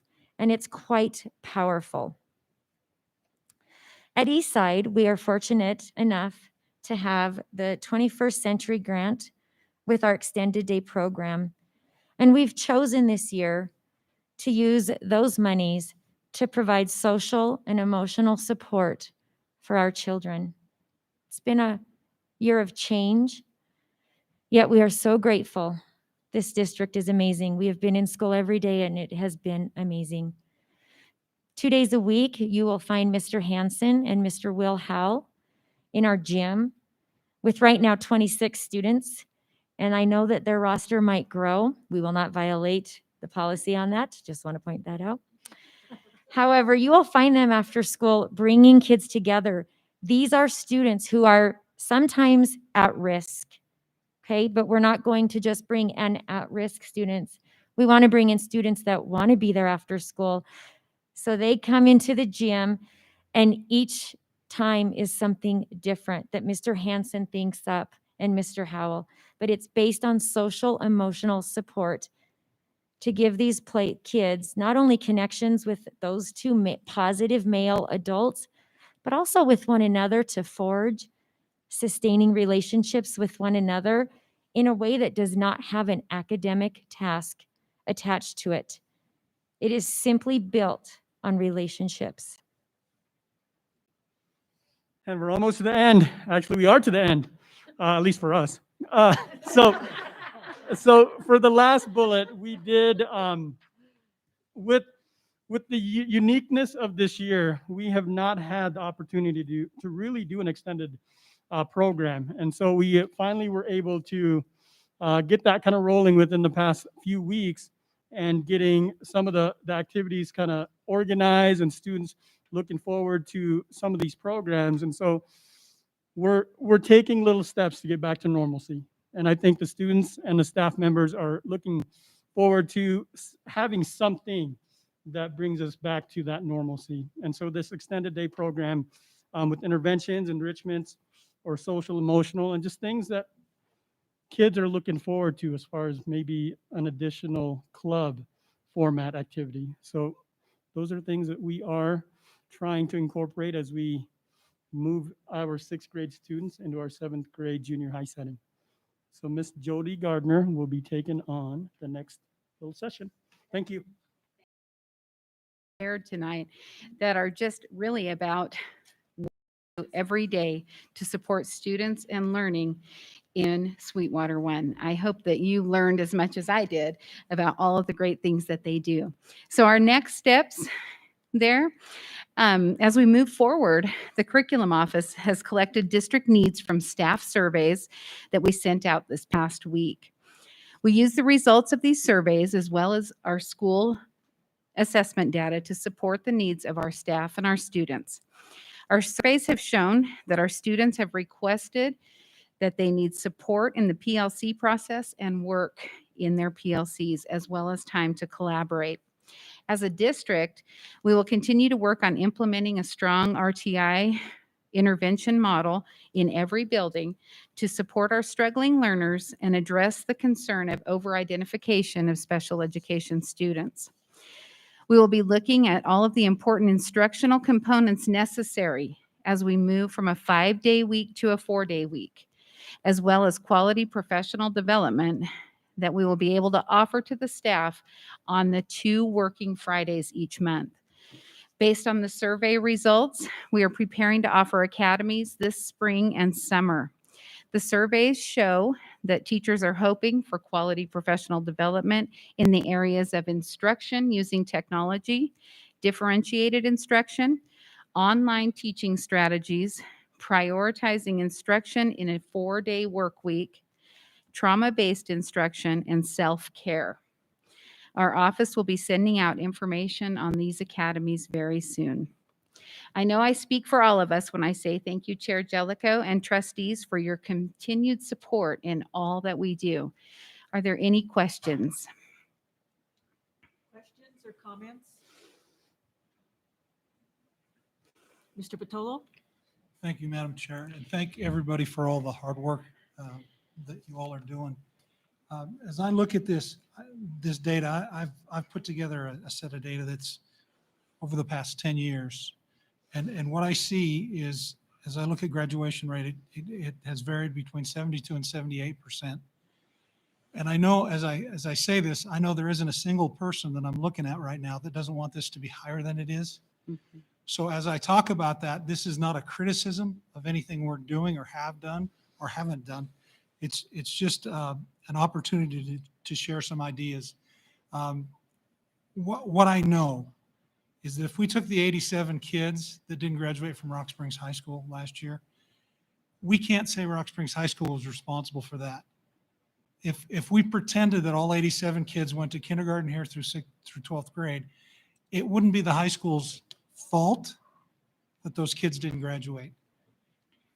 What I want to encourage, and the reason that I ran for the school board, and the reason that I am passionate about what we're talking about, is that I'm almost certain those 87 kids, a high majority of those, we could have gone back to their kindergarten teacher and found out that they had an attendance problem in kindergarten.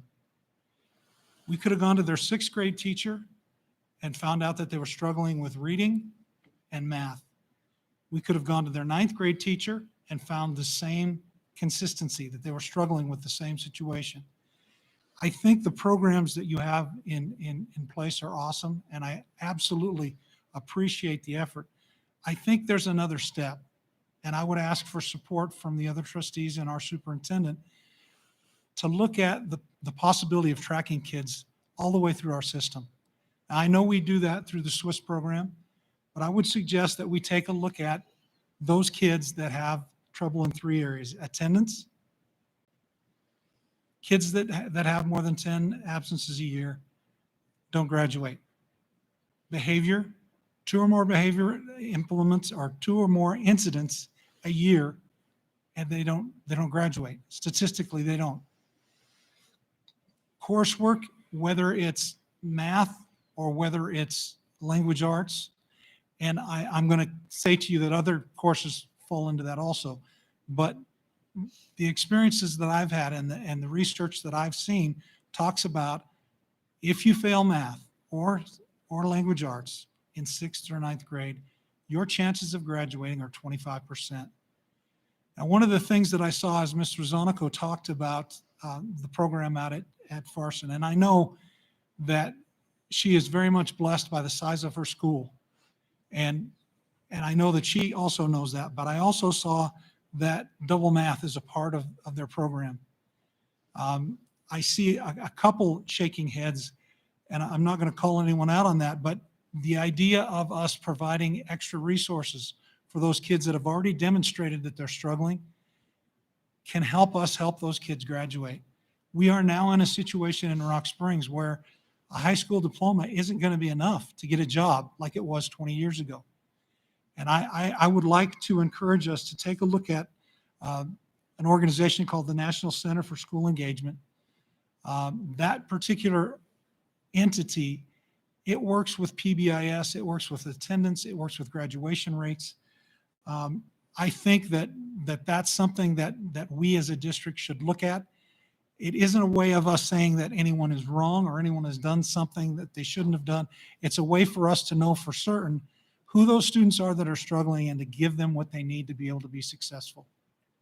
So thank you for that. As I made my request for data in 6th and 9th grade, I didn't speak as clearly as I maybe wanted to. What the data I wanted to look at were those students who failed our courses in 6th and 9th grade. And I think that that's a challenge that I would like for our board to take on, to look at that data and to have conversations with our staff about how we can improve that data.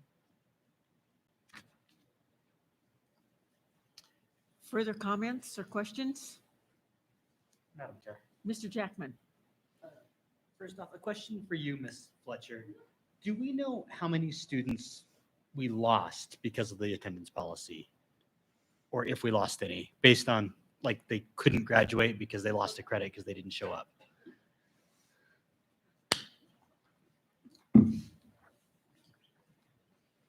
Because of loss of credit. Yeah. There wasn't a single student who that was the only reason they didn't graduate. We were able to provide remediation in one form or another. Okay. Thank you very much. My other question for probably you, Ms. McGovern. Have we ever looked at the middle school type system, K-5, 6, 7, 8, 9 through 12? The data presented shows that transitions are hard. And it seems like we have an extra transition in Sweetwater 1. So I'm just curious. Sure. Mrs. Jellicoe, fellow trustees, Mrs. McGovern? thank you. That's actually a great question. We have looked at that before. When you go to a middle school model, you're affected by the certifications of your staff for that 6 through 8. So to reconfigure in that model would take adjustments through the Professional Teaching Standards Board and the certifications from our staff coming in. Moving forward for reconfiguration, ironically, that's interesting that you bring that up.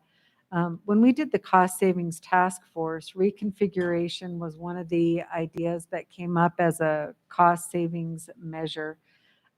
Knowing about the transition for kids. And with that dark cloud of the district budget that's been looming over us, I think we, depending upon the cuts and perhaps what's best for students, I think we have to look at all ideas. Now saying that, I'm very cautious. I mean, that doesn't mean we're going to move that way, but I do think, you have to look at what's best for kids, knowing that transitions are an area of concern. And then maybe there's other ways as we make that system change into a 4-day week. I think we also have to see what's best for our staff and to keep our quality staff and also work within that budget. Thank you much. Further questions? Comments? Madam Chair, Mr. Mickelson?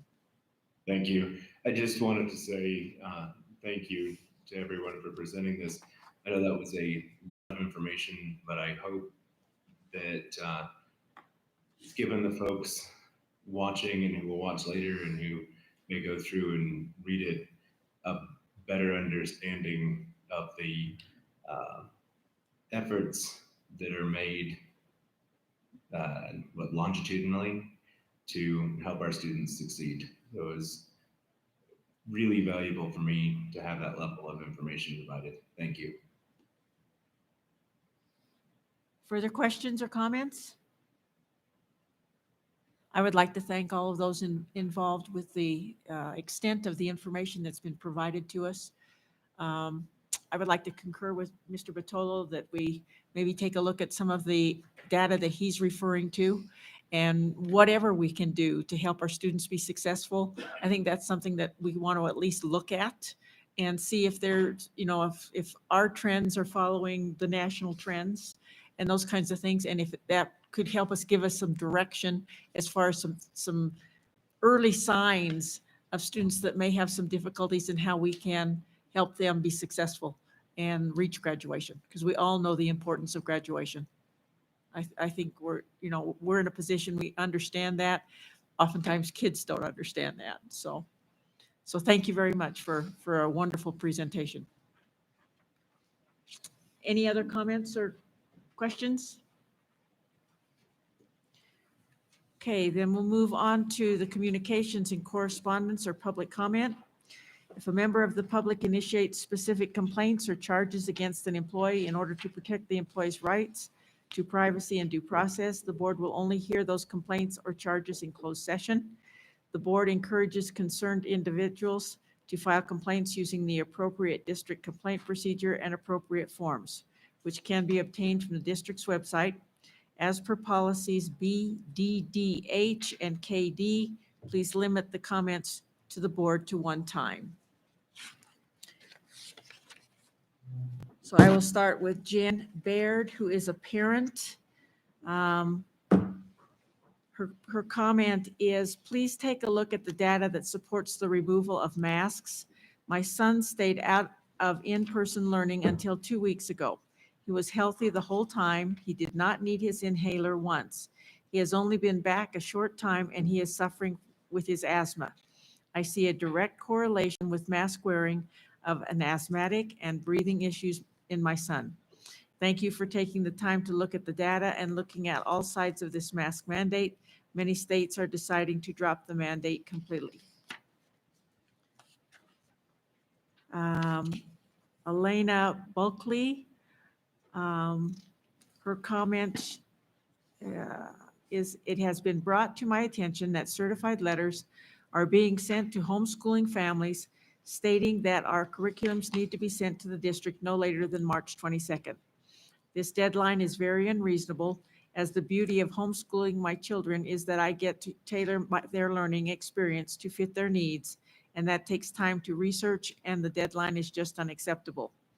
I understand that funding for the district is a huge concern this year, but fortunately it is not my concern as I fund my children's education.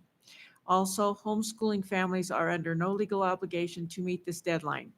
With all that being said, and knowing that funds are short this year, it stands to question, why is the district wasting taxpayers' money on printing and sending expensive certified letters to homeschooling families when meeting this deadline isn't even something that is legally required for us to do?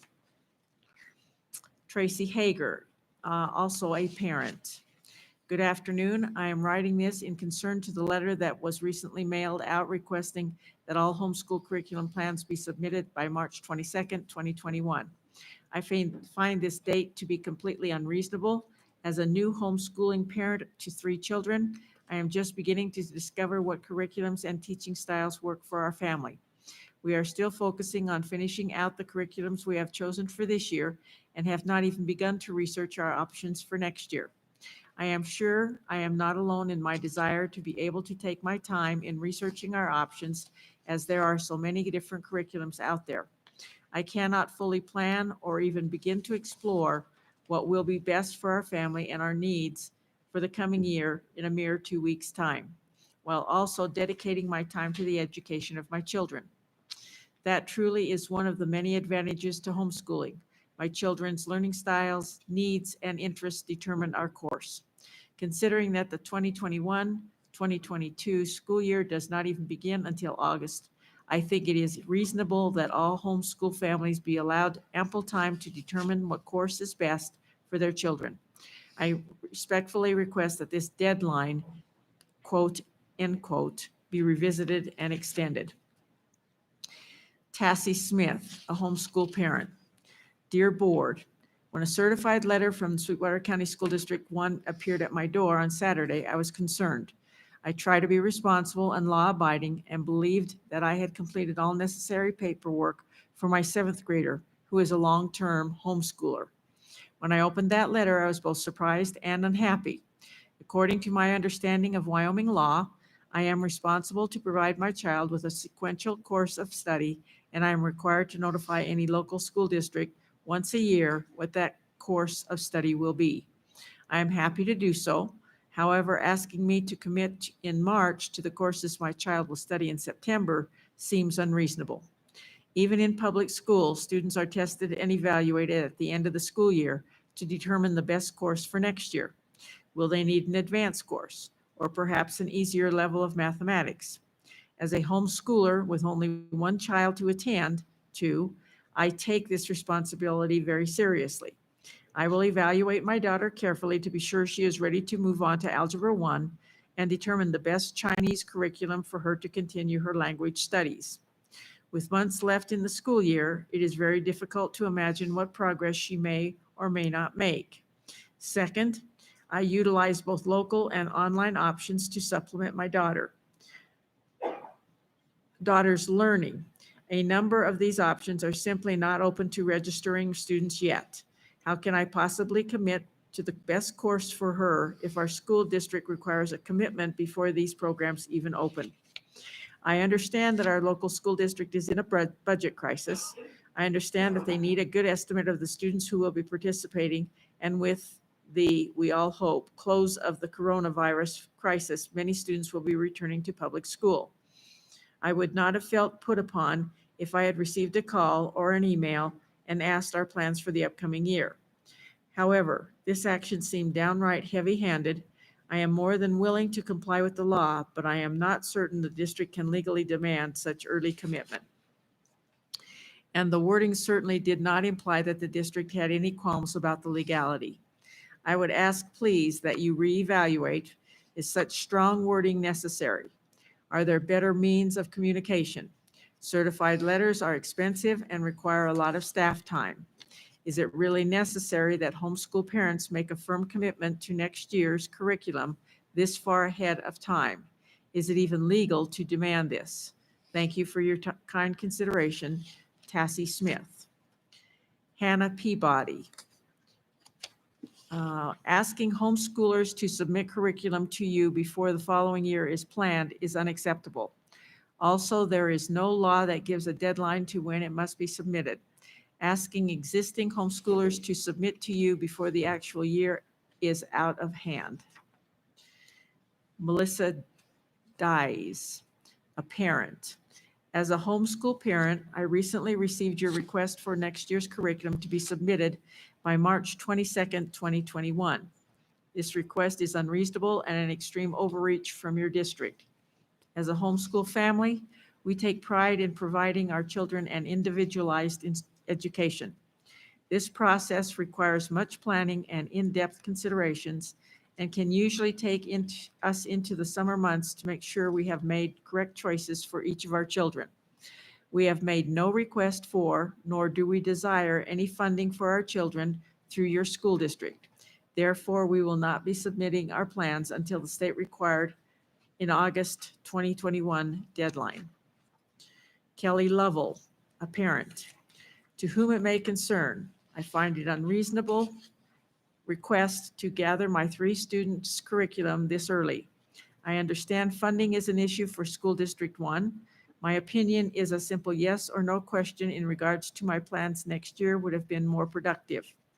The amount of time and money spent printing and mailing certified mail seems like a waste of money. On our homeschooling journey, we are constantly adjusting what works and what does not work for each child. Therefore, I ask that we are allowed to submit our curriculum before the beginning date of next year's enrollment. Best regards, Casey and Kelly Lovell. Marianne Hunsaker, a parent. I received a letter from the district informing me that I needed to submit my curriculum choice for my homeschooled children by the 22nd of this month. This is my first year homeschooling, but I have already found out that the curriculum I am currently using is not suitable for my children. Choosing a curriculum takes time, money, and research. I felt drawn to homeschool my children this year from divine intervention. I need more time to make the informed decisions that my children need in their schooling. To require homeschool children to have their curriculum chosen this early is doing them and their parents a disservice. I respectfully ask that more time be given to make these important decisions. Thank you. Kimberly Klein, a parent. Dear Sweetwater School District Number 1 board members, I am a parent living in your school district whose children are homeschooled. I would like the board to consider clarifying a statement made by the Director of Curriculum regarding when homeschool families should file paperwork in Wyoming. On March 4th, 2021, the Director of Curriculum stated that homeschool curriculum submissions should occur no later than March 22nd, so that homeschoolers could be able to receive federal funding under the CARES Act. As a homeschool parent, I found this letter confusing because it seems to imply that homeschoolers must submit paperwork by March 22nd, despite the fact that there is no legal deadline for submitting curriculum. Please consider clarifying the statement made by the Director of Curriculum so that it is clear that homeschool parents are not legally required to submit curricula by March 22nd. This will avoid confusion and make it clearer to parents what is legally required. Sincerely, Kimberly Klein. Miriam Brown, a parent. Greetings, Board of Trustees.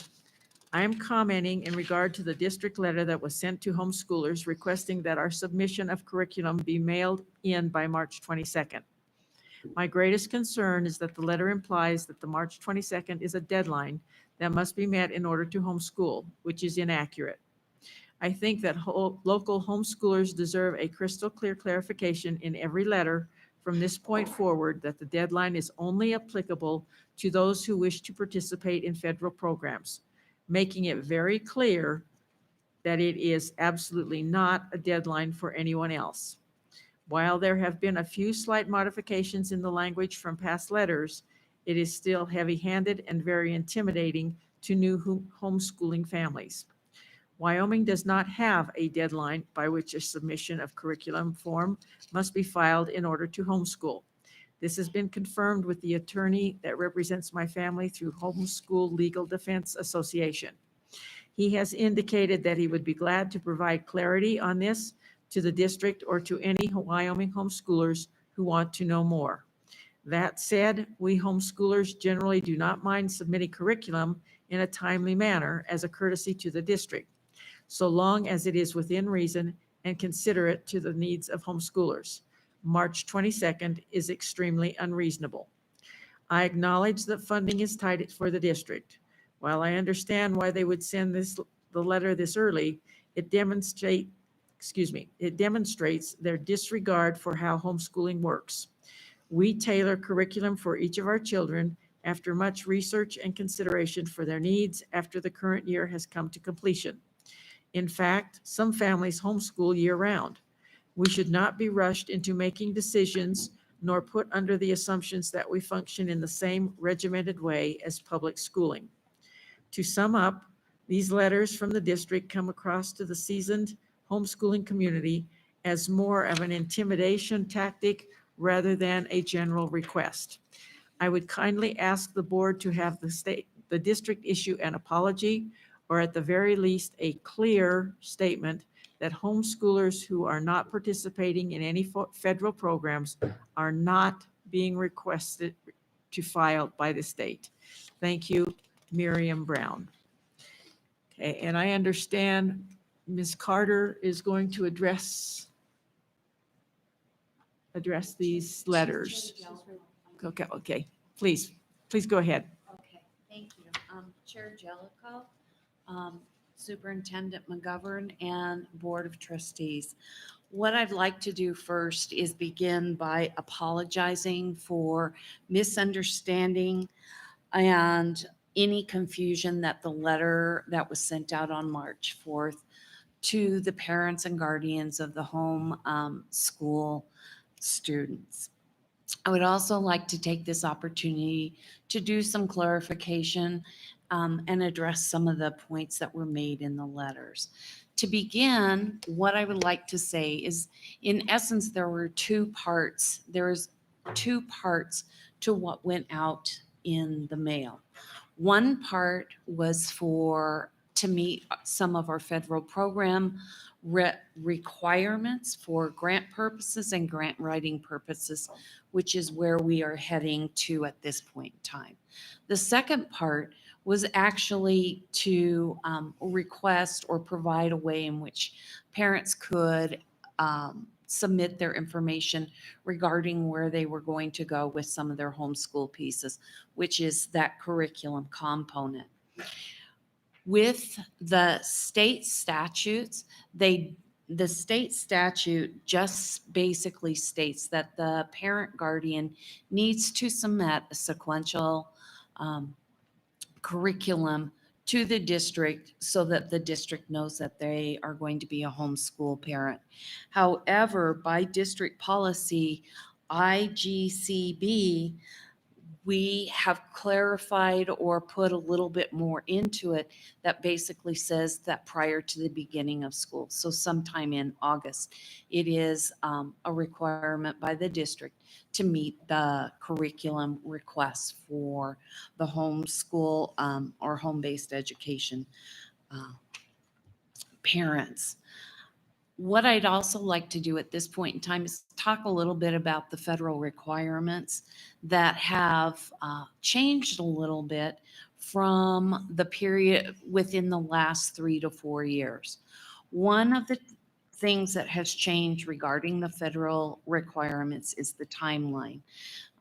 The federal government has had conversations with the Wyoming Department of Education and basically has stated that the information that is needed for grant purposes or for the federal requirement purposes needs to be collected and identified during the grant planning process and not after the grant is completed. The grant planning process usually begins first part sometime in March and April, continues through the end of May. We submit our grant, and the grant award information is usually done from July through September. The timing for some of the information related to the home-based education parents was generally coming in August, which didn't give us a good idea or numbers of parents and students that would be taking advantage of or have the opportunity to utilize some of the federal programs, which include Title I, Title II, Title III, Title IV, Perkins, and some of the special education or IDEA. And along with that information, I am required to meet in consultation with private school as well as homeschool parents to discuss what their needs are for their students and also look at what they're requesting and seeing whether it's an allowable funding piece that some of the not the district funds, the federal grant funds can be used for. The numbers that we gather through this process help us determine the amount of funds that we need to set aside in each of those program areas that I just mentioned, so that we have so that we can support the requests that the parents are asking for related to their students. Not all homeschool parents will take advantage of the opportunities related to this, and that's understandable. But in order to do our planning and to provide the option and the allowable funds, we need to have the information sooner than what the curriculum portion needs to be given to the district. The other component that has changed for federal requirements is the certification letters. Previously in the past, all we had to do as a district was to send out a letter to homeschool parents, and that was generally adequate. The first year I started working here, what we had to do was we had to show that we sent the letters out. We had come up with a process at that point in time where we were sending out a letter just by regular stamp, and then those parents that did not respond, we were recontacting, etc. That worked, and the grant was approved. For the grant this year, for the 2021 year, that process was not approved. And so they rejected our grant, our consolidated grant, which meant we couldn't use the funds until we had sent out certified letters to all the homeschool parents and guardians. It's not just certain ones that have participated in the program, it's all of them. So we use our Title I funds to support that requirement from the federal government to send out the certified letters. And we will have to continue doing that until the requirements from Wyoming Department of Education either change or the federal government changes. So once again, I just want to say that the intent of the letter that was sent out in March was really to meet the requirements and timelines established for federal grants. It is a way that we provide parents the opportunity to request federal program services, and that is through the form for private schools and homeschool, where they indicate that they have received the information and that they can indicate whether they want to participate in any of the programs. It allows a time for meetings with parents and guardians and myself to identify the needs of students and allowable expenditures under the grant programs. It also helps us to determine an accurate number of students for the consolidated grant, which in turn determines the accurate funding amount for home-based education programs during the planning process. Based on the comments that we have heard, what the solution at this point in time will be that we will send out 2 different letters to the homeschool parents. The first letter being the one that requires us to notify parents about the opportunity to access the federal grant programs to support their students. That will not have to go back out with a certified letter at this time because we met our obligation for WDE.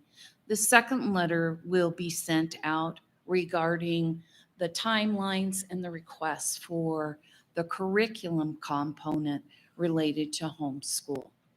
And again, I just want to apologize for any confusion, misunderstanding that the letter that we sent out by certified mail asking parents to respond by March 22nd was primarily for the purposes of the federal grant program. So again, I apologize to the homeschool parents and guardians.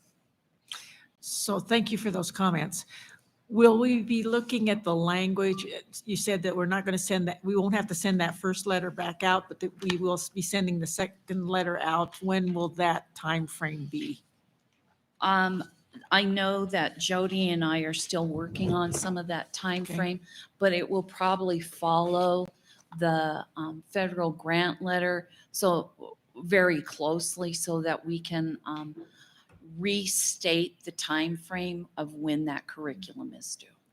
Okay, and I guess since there were several remarks about the heavy-handed, Mhm. maybe looking at the language a little Yes, bit we will. to refine that a little bit more. So, Exactly. okay, all right. Any other comments or questions regarding these letters? Miss Bolton. Mrs. Bolton? Okay. Anything about the letters? Mrs. Bolton?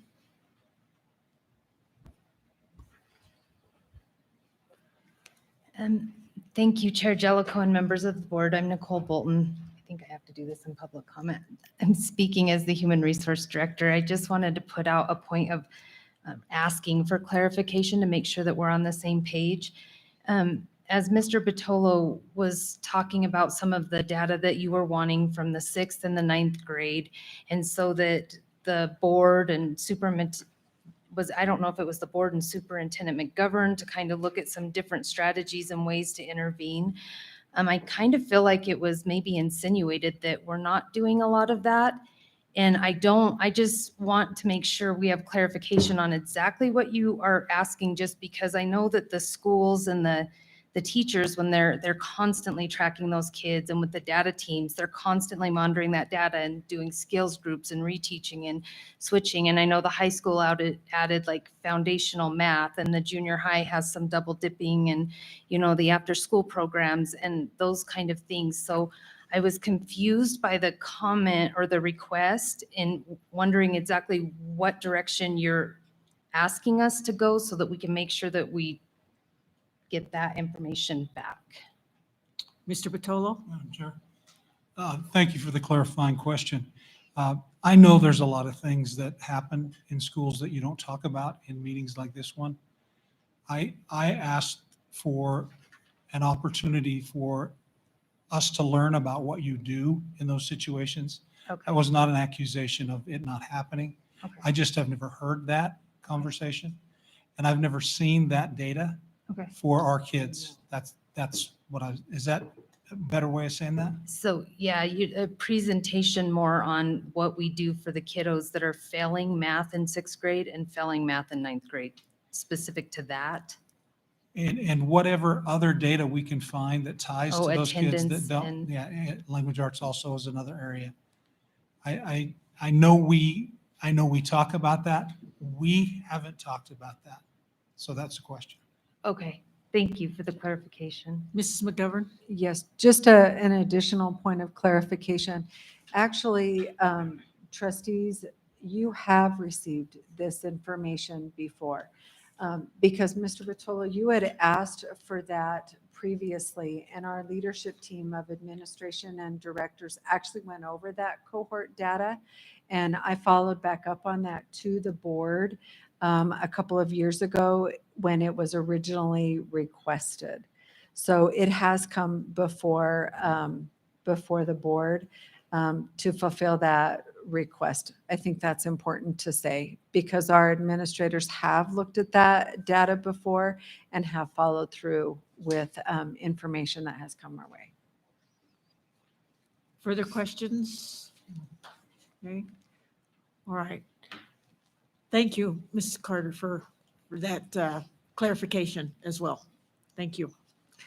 Okay, item number 9, the treasurer's report. Mr. Jackman.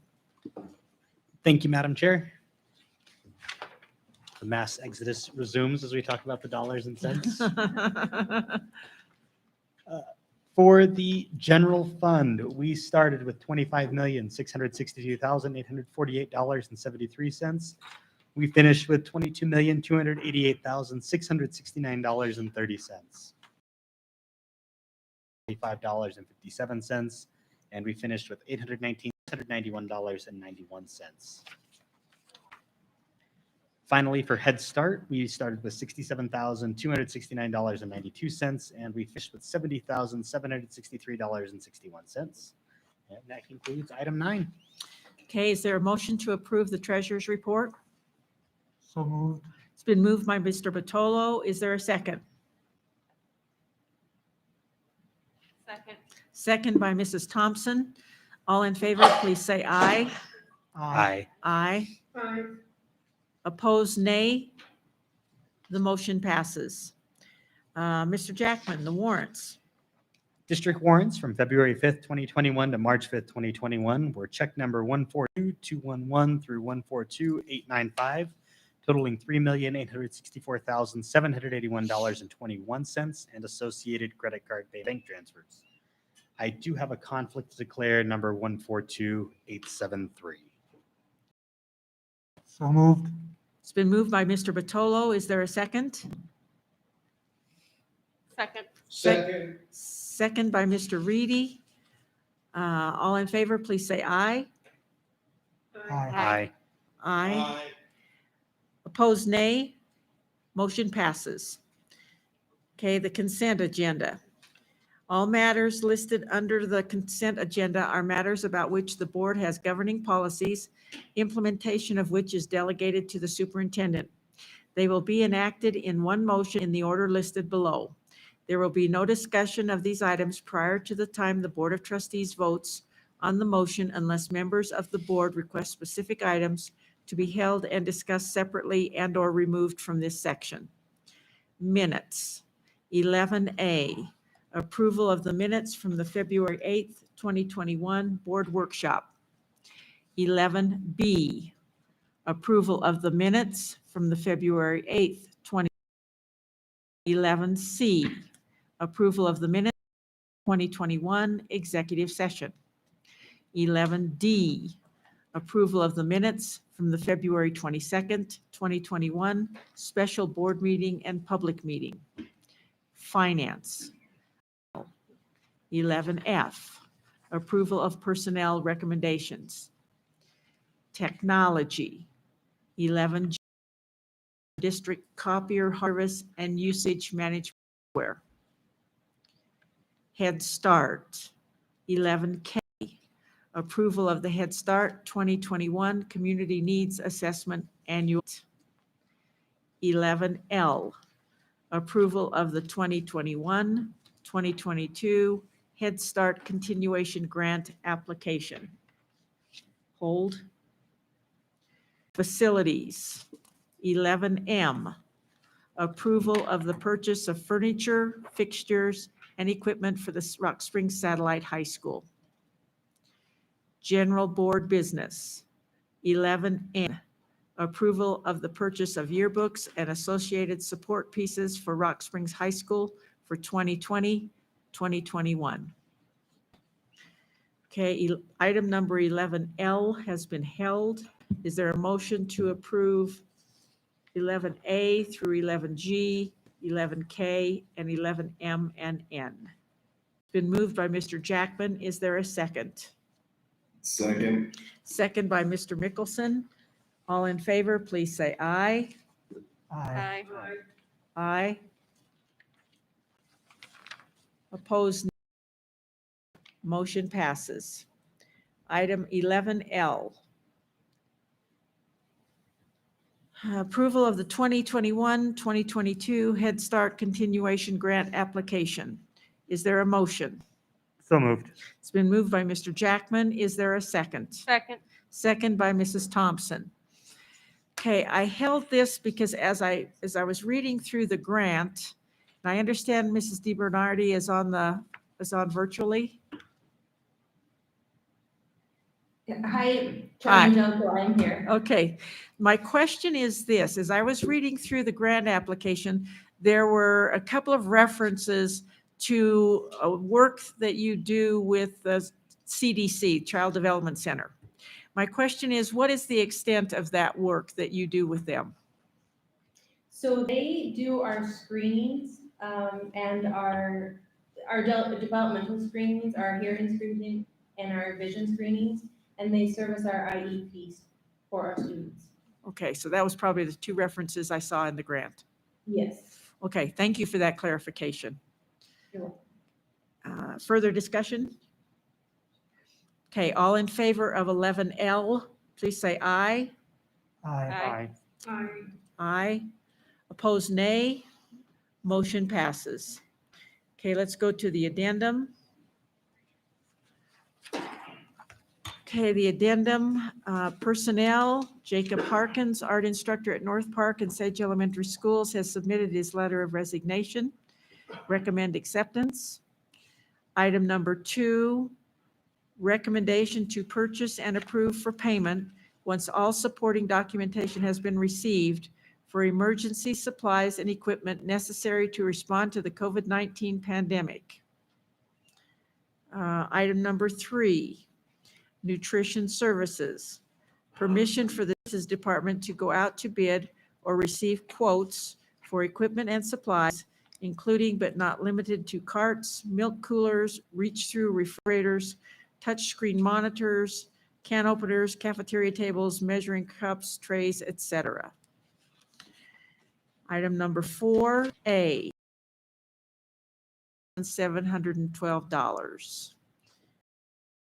B, recommendation to authorize the district's information technology department to purchase equipment for the boardroom streaming and virtual meeting to allow for additional video inputs and hardware to assist with switching between video feeds in the amount of $14,058.81 from B&H.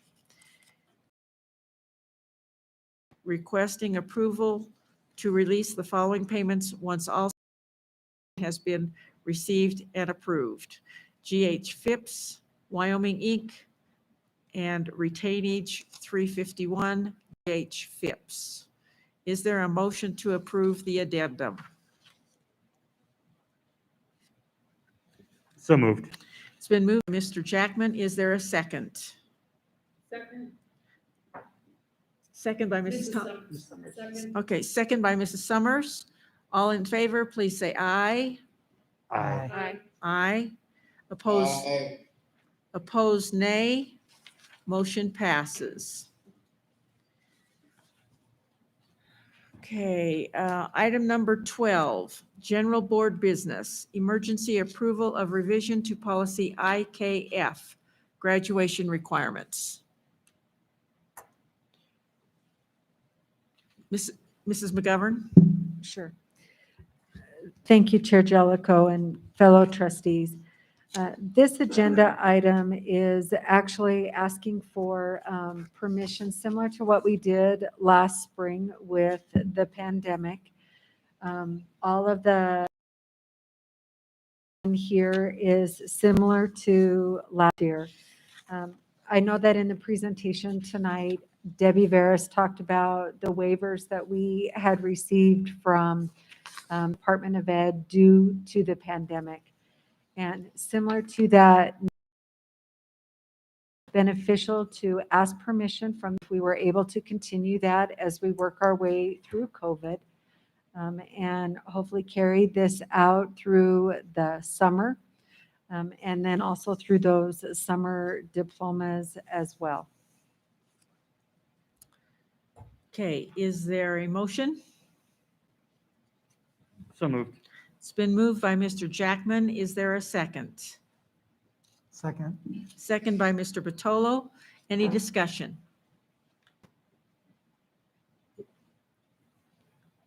Hearing none. Okay, all in favor, please say aye. Aye. Aye. Aye. Opposed, nay. Motion passes. Item number 13, approval of the change order for the Rock Springs Satellite High School project. Is there a motion? So moved. It's been moved by Mrs. Thompson. Is there a second? Second. Second by Mr. Mickelson. Mr. Celeroli, would you like to address this one?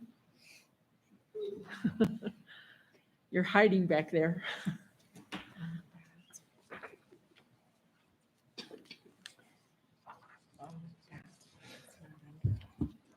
Madam Chair, members of the board, Superintendent McGovern. This was for the audio visual, and what had happened was the complete package was not in the actual bid specifications. And so we went back, we checked to see if anyone else had attempted to bid on it. None of the other general contractors included in their bid. There were no subcontractors on the electrical side that normally would include this in the bid. They did not. So it was something that, the way it's worded the way it is because you have a construction budget and then you have what is the legislative allowed budget. And because this raises the price of the actual budget from what the bid price was to the extra for the AV system, but we're still within the legislative approved budget for the school. That's why it's come before the board. Normally change orders that are within our contingency, we just move forward and make the board aware. But in this case, we're making the board aware and asking, for their approval because it's above the actual bid amount. Okay, but it will be funded through the state construction department. Yes, it So it's part of the building construction. It's just, Correct. for lack of a better phrase, it's an oversight of some sort. The audio visual is pretty important in this day and age. So, Yeah, and that's correct. And they're actually still waiting for some of the other components to come in because there were some, the manufacturer and the contractor who put it in, they're kind of at odds as to how many of these modulars that they need, whether we need one in every classroom or whether we only need one for the large areas. So that's kind of why it's worded the way it is. so that's why it's not to exceed. Correct. Okay. Okay, thank you. Further questions? Okay, then we have a motion. All in favor, please say aye. Aye. Aye. Opposed, nay. Motion passes. Okay, the board self-evaluation. This month is policy responsibilities. Would anyone like to start it off?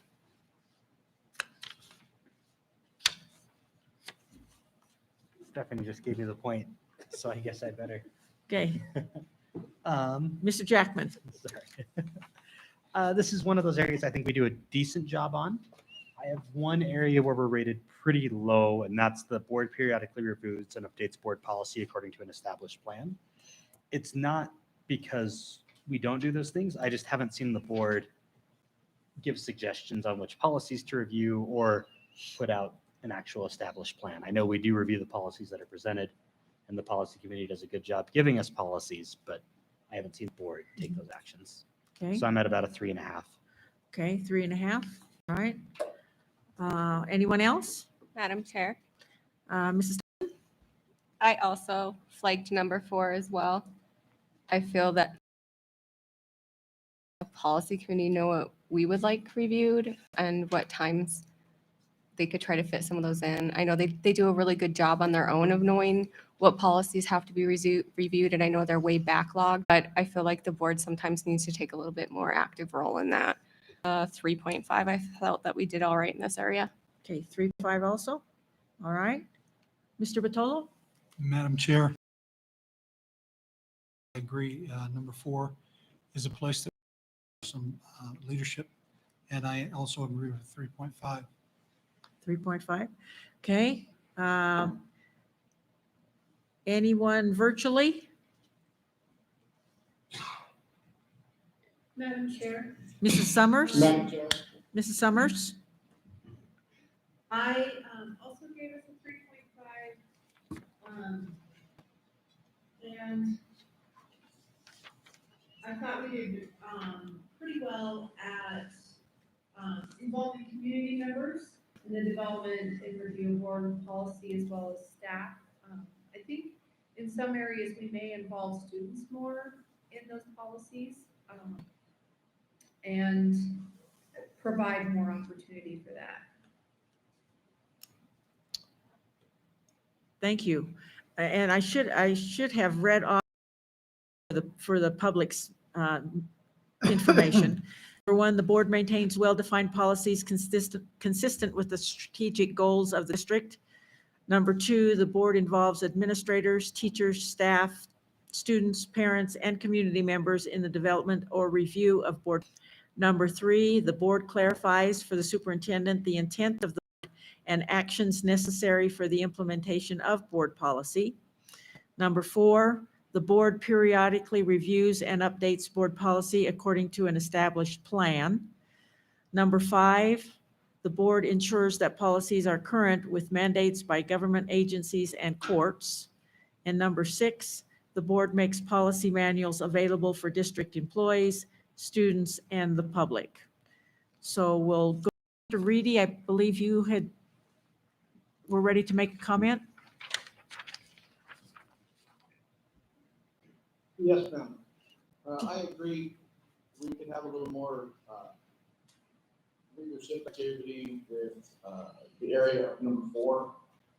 And I don't think it would be a bad idea to involve more students if they want to be involved, because I think not only would it give them a better idea, but it would also make them realize that they had a hand in assisting with some of those policies. But my overall rating is a 3.5. Thank you. Madam. Mr. Mickelson. Hi, thank you. So I disagree a little bit with my fellow trustees in this time in a positive direction. I gave us a 4. From my viewpoint, we do periodically review and update policies according to an established plan. Now, whether or not we ought to adjust that plan and do something different, I think it's a separate conversation. But there is a review plan of policies that the board has designated to, I believe it's the HR director, to ensure that those things happen, unless I'm misinformed. And I totally support the idea of students being more involved. It's been one of my dreams before this long and wild ride ends to see a non-voting student representative sit on the board. But again, I think that's probably a separate conversation. So I give us a 4. Thank you. Thank you. I would suggest that, and I do sit on the policy committee. Unfortunately, we have been inundated for 2 years with basically mandated policies that have had to be done, and that's obviously been the priority because we've been on such a stringent schedule with that. But it does, and I think we have maybe a different process than a lot of places do, because we do have a policy committee that has administrators, staff, as well as a board member on the committee. So I would agree that probably about a 3.75 is where I was at. But to Mr. Mickelson's suggestion, that was one of the things that I would like trustees to think about. I know this has been an exceptional year, but maybe looking at, I know I received some information from the School Boards Association, an inquiry regarding whether or not we did have a student non-voting member on the board. And that might be a way of, talking with students, getting student feedback. So I think that might be something that we want to explore, or at least talk about moving forward. So, so I was looking at the schedule. Next month, we will be doing labor relations, and then we have not filled out the rest. So we have 3 categories remaining after the labor relations. We have the general board as a team, board superintendent relationships, and then we have personnel. Labor relations is dedicated to April. What is your pleasure as far as moving forward for May? Any ideas? Pick one. I guess my idea would be to finish the series with the general board as a team. So maybe that one in July. And then we can go with either personnel or board superintendent relationships in May and the other in June. Any preference? Let's do personnel in May. Personnel in May. Agreed.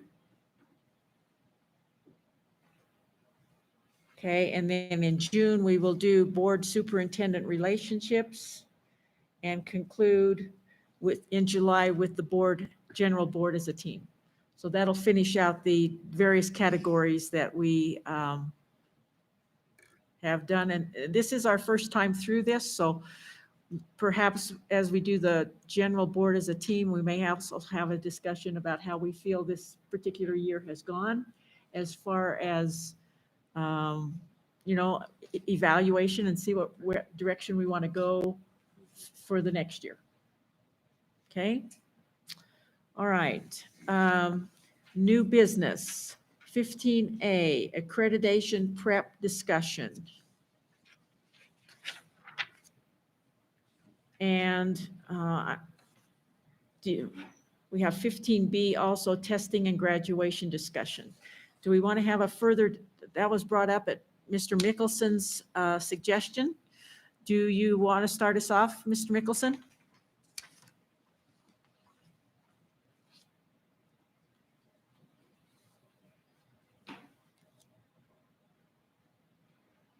Mr. Mickelson? Okay.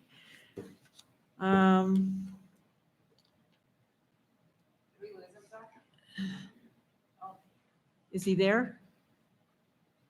Sorry. Oh, go ahead, Max. Hi, thank you. So I had asked for this actually based on the advice that the consultant who's working with us on the curriculum committee, we were discussing some things, and one of the areas that came up was the sort of anxiety around standardized testing scores and graduation rates and things this year, and the stress that administrators and teachers are feeling around those. And I thought it would be useful for the board to have a discussion sort of outlining our expectations for this year and what that looks like. And since I brought it up, I'll start. I've had 3 extended family members commit suicide this year, from a teenager still in high school all the way through to a retired person. And then this weekend, a childhood friend of mine committed suicide. Right. And I think it is safe to say that people are not okay and the kids are not okay. And for me, while I understand the importance of the data, especially in a normal year,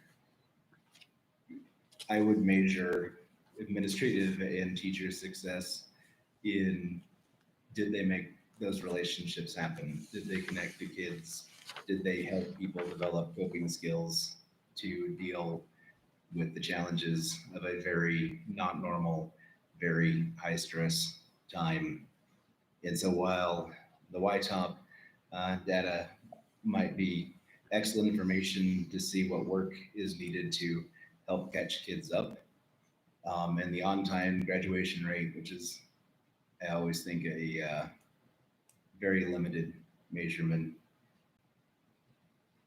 will be helpful to let us know how much trauma those kids have gone through. I'm much less interested in those numbers this year, having seen the work that people are doing to try to just take care of our students and hopefully each other. And so those are sort of my thoughts, and I'll turn it over to see what everybody else thinks. Thank you. Further comments? Madam Chair, Mrs. Thompson? I kind of agree with Max, Mr. Mickelson, on the testing. In fact, I was quite surprised that the state was still having us even do the YTOP testing. I thought it was a bit ridiculous, given the circumstances that our kiddos have been through this entire year. And to have to still require them to do the testing, I thought for sure we would get another exemption and was quite surprised when that did not come. Of course, our kids are going to do the best they can with the great teachers they have. That's what they always do. But I do feel that we will always have that, to me, as a bullet point with a star next to it, with an explanation, regardless of what they come back with, because things are not the same that they were, and we can't expect the same results. That doesn't mean everybody gets a free pass, but I just feel that that needs to be a note in the history books, so it be that that was just a year of unforgivable circumstances. And like I said, I'm just completely surprised that we're still even having to do this given the current circumstances. That's my stance on that. The graduation discussion for that, I'm curious to see what is going to happen.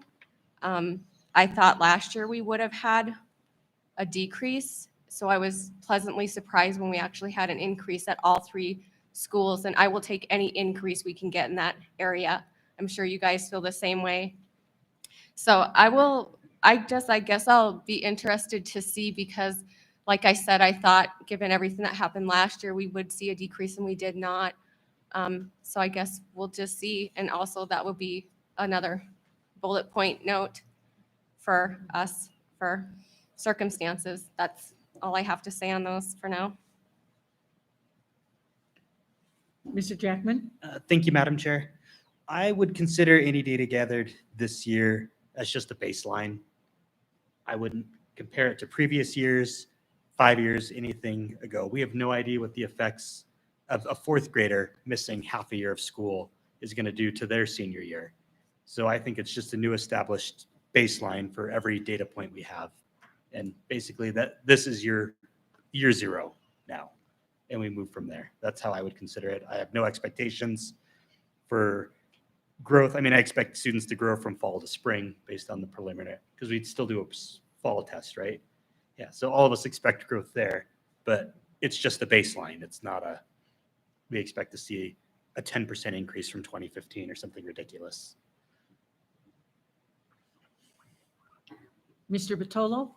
Madam Chair, I think Matt and I are in sync on this one. I think the data can be used, but it's not going to be something that we can point at and say it's definitive, because there's just too many variables. So I don't think we have to be defensive about what comes back. That's all. Further comments? I would agree with all the comments before. I think there's just going to be an asterisk by the 2021 and the end of the 2019-20 and the 2021 school years, that it was just a very abnormal year, hopefully never to be repeated again. I do have concerns about the mental health, emotional health, not only of our students, but of our staff. And so I would like to extend to staff members that may be concerned what kinds of expectations there's going to be, that we understand it's been a very difficult year for students. It's been a very difficult year for staff. And please keep, whatever we can do to help you, what do I want to say, relax those fears maybe a little bit, that I mean, with all the budget stuff that's going on, that's easily said. I know there's a lot of people out there stressed. We're stressed. I personally am having sleepless nights myself, and the legislature just is not helping at all. So I think, whatever we can do to help the mental health and emotional health of our students would be helpful. If there's anything we as a board can do to help that happen, I'm sure my colleagues would agree in that. And we'll take the scores where they are. We'll do what we can, but that's not going to be the top of the list concerns this year moving forward. Madam Chair, Mr. Mickelson? if I may, and Kelly or someone save me if I'm misinformed, but I believe the Wyoming Department of Education is requiring the assessments because the U.S. Department of Education is requiring that we conduct them. And so I don't think that was a state level decision. I don't know if anybody better informed than me is out there. I appreciate rescuing. Thank you. We're getting nods from the superintendent. Carol, if I may. Superintendent McGovern? Yes, Max, you're 100% right. I know, actually, I read through the United States Department of Education, the letter that they sent back to all of the 50 states indicating that they did not want to waive that on a federal level. I believe our state advocated for that, and then they had received that letter. So I do know from our state's behalf that they tried to help in that situation for that. On the simple matter, just the 95% attendance and participation is going to be very difficult for all districts to achieve, but I do think that request did come forward.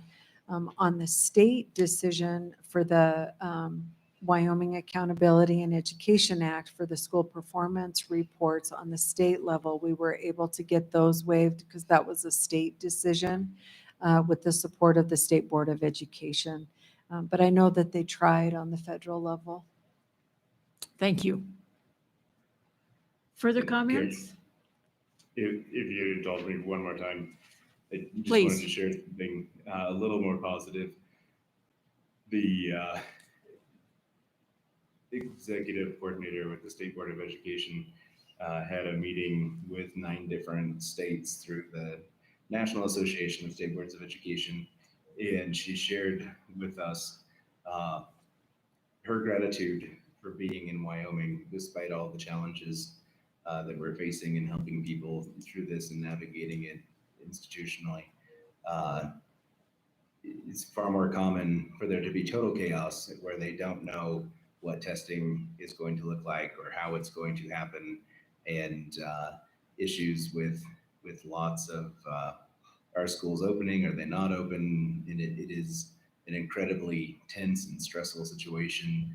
And by comparison, as a state, we're in much better shape, and certainly as a district, we have handled things so well that it gives me a great deal of relief and pride in how our district has approached this and kept people informed and included people. And when you have that sort of exposure to what the rest of the world looks like, you're hopefully a little bit more grateful to live in Rock Springs, regardless of what the rest of the state may say about us. So thank you. Any other comments? I would say that I too am very proud of how this district has dealt with this unbelievable year. The plan was set up. It was implemented with fidelity. We appreciate all the help from all the staff, all the cooperation with the students, because we've been able to stay open. And I'm not sure we believed that back in August on the very first day. I remember having a conversation saying, well, yep, we're open today, but who knows what will be tomorrow. And we have been able to have that tomorrow all the way through today. So I'm incredibly proud that we've been able to serve our students. I'm thankful for the staff and the hard work, because this has been an unbelievably hard year for everyone involved. And my thanks to all of you. I just can't imagine being a former teacher. I just can't imagine the hours and hours that you have put in to go way beyond most expectations. And we did not hear, and this is a message that I want to send to our legislators. You did not hear our teachers say, we're not going back because we don't have a vaccine. We're not going back because we don't have the physical distancing. We're not going back because some people won't wear a mask. We said we're going to wear masks, and people wore masks. We didn't have the social distancing, but we made it work. The things that are going on all over the country, this state, and in particular this district that I know personally, did not say those things. Our teachers were there and they were committed. every day. And I want to thank them for that. All of our staff, our administrators as well. It's been unbelievably difficult. And I just want to show my appreciation for that. Thank you very much. Item number 16, good of the order. Anyone? Mrs. Jellicoe, Superintendent McGovern. do you mind, real quick, if I just touch base on the accreditation? Oh, yes, because we have that coming up at the end of the month. Yeah, Yes. just very quickly. Please.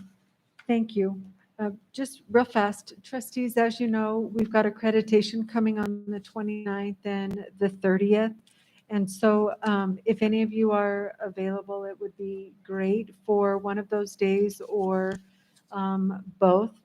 I know that they want to interview the board and the leadership from the board, and then also the board and the superintendent.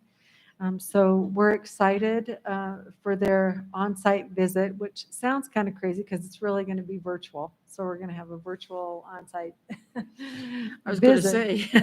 because of COVID, but it'll be here before you know it. We get through this week and conferences, and we've got spring break. And so thank you for your support for all of that. I know we've been leaning on the board a lot with the legislature and policy and the finances, and we've got some really hard decisions that are coming up quickly in a matter of time. So thank you for that. And then if any of you are free for it, we would love the support again. Thank you. Thank you. Okay, let's go back to the good of the order. Anything? I want to thank all of the people that participated, listened in to the forums last week. I was told that we had on Tuesday night, we had 194 people that actually logged in.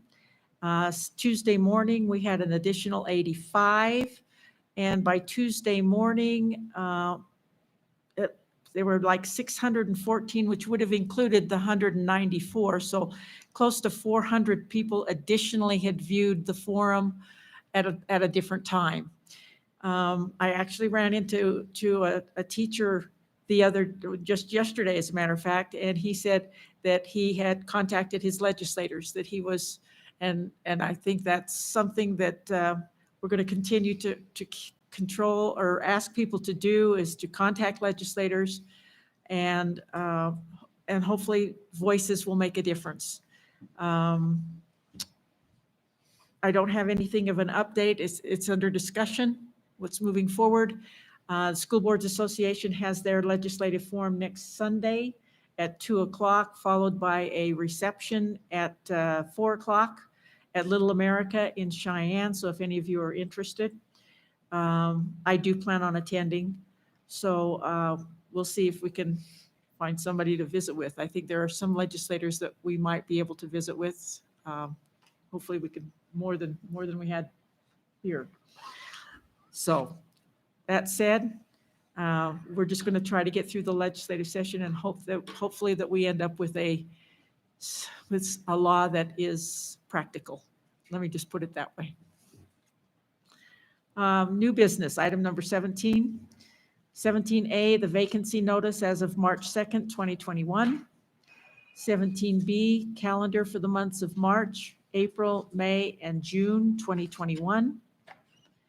17C, February 2021 Head Start Liaison Report.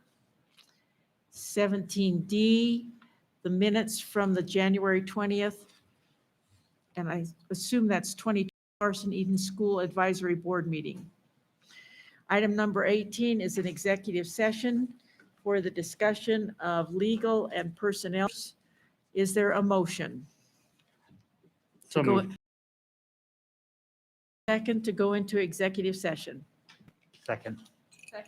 Second by Mrs. Thompson. Okay, and so all in favor, please say aye. Aye. Aye. Opposed, nay.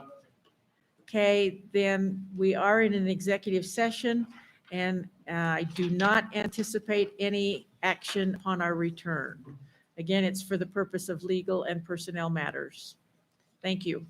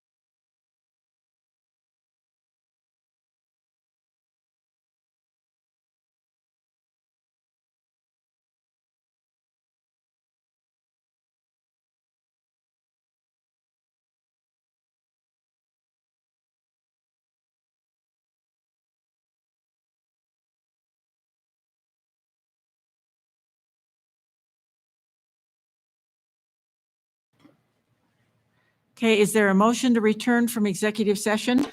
So moved. It's been moved by Mr. Jackman. Is there a second? Second.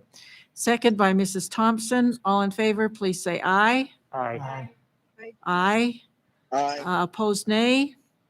Okay, we are, motion passes, so we are back in regular session now. Is there a motion to adjourn? So moved. It's been moved. Is there a second? Second? Second by Mr. Batolo. All in favor, please say aye. Aye. We are adjourned.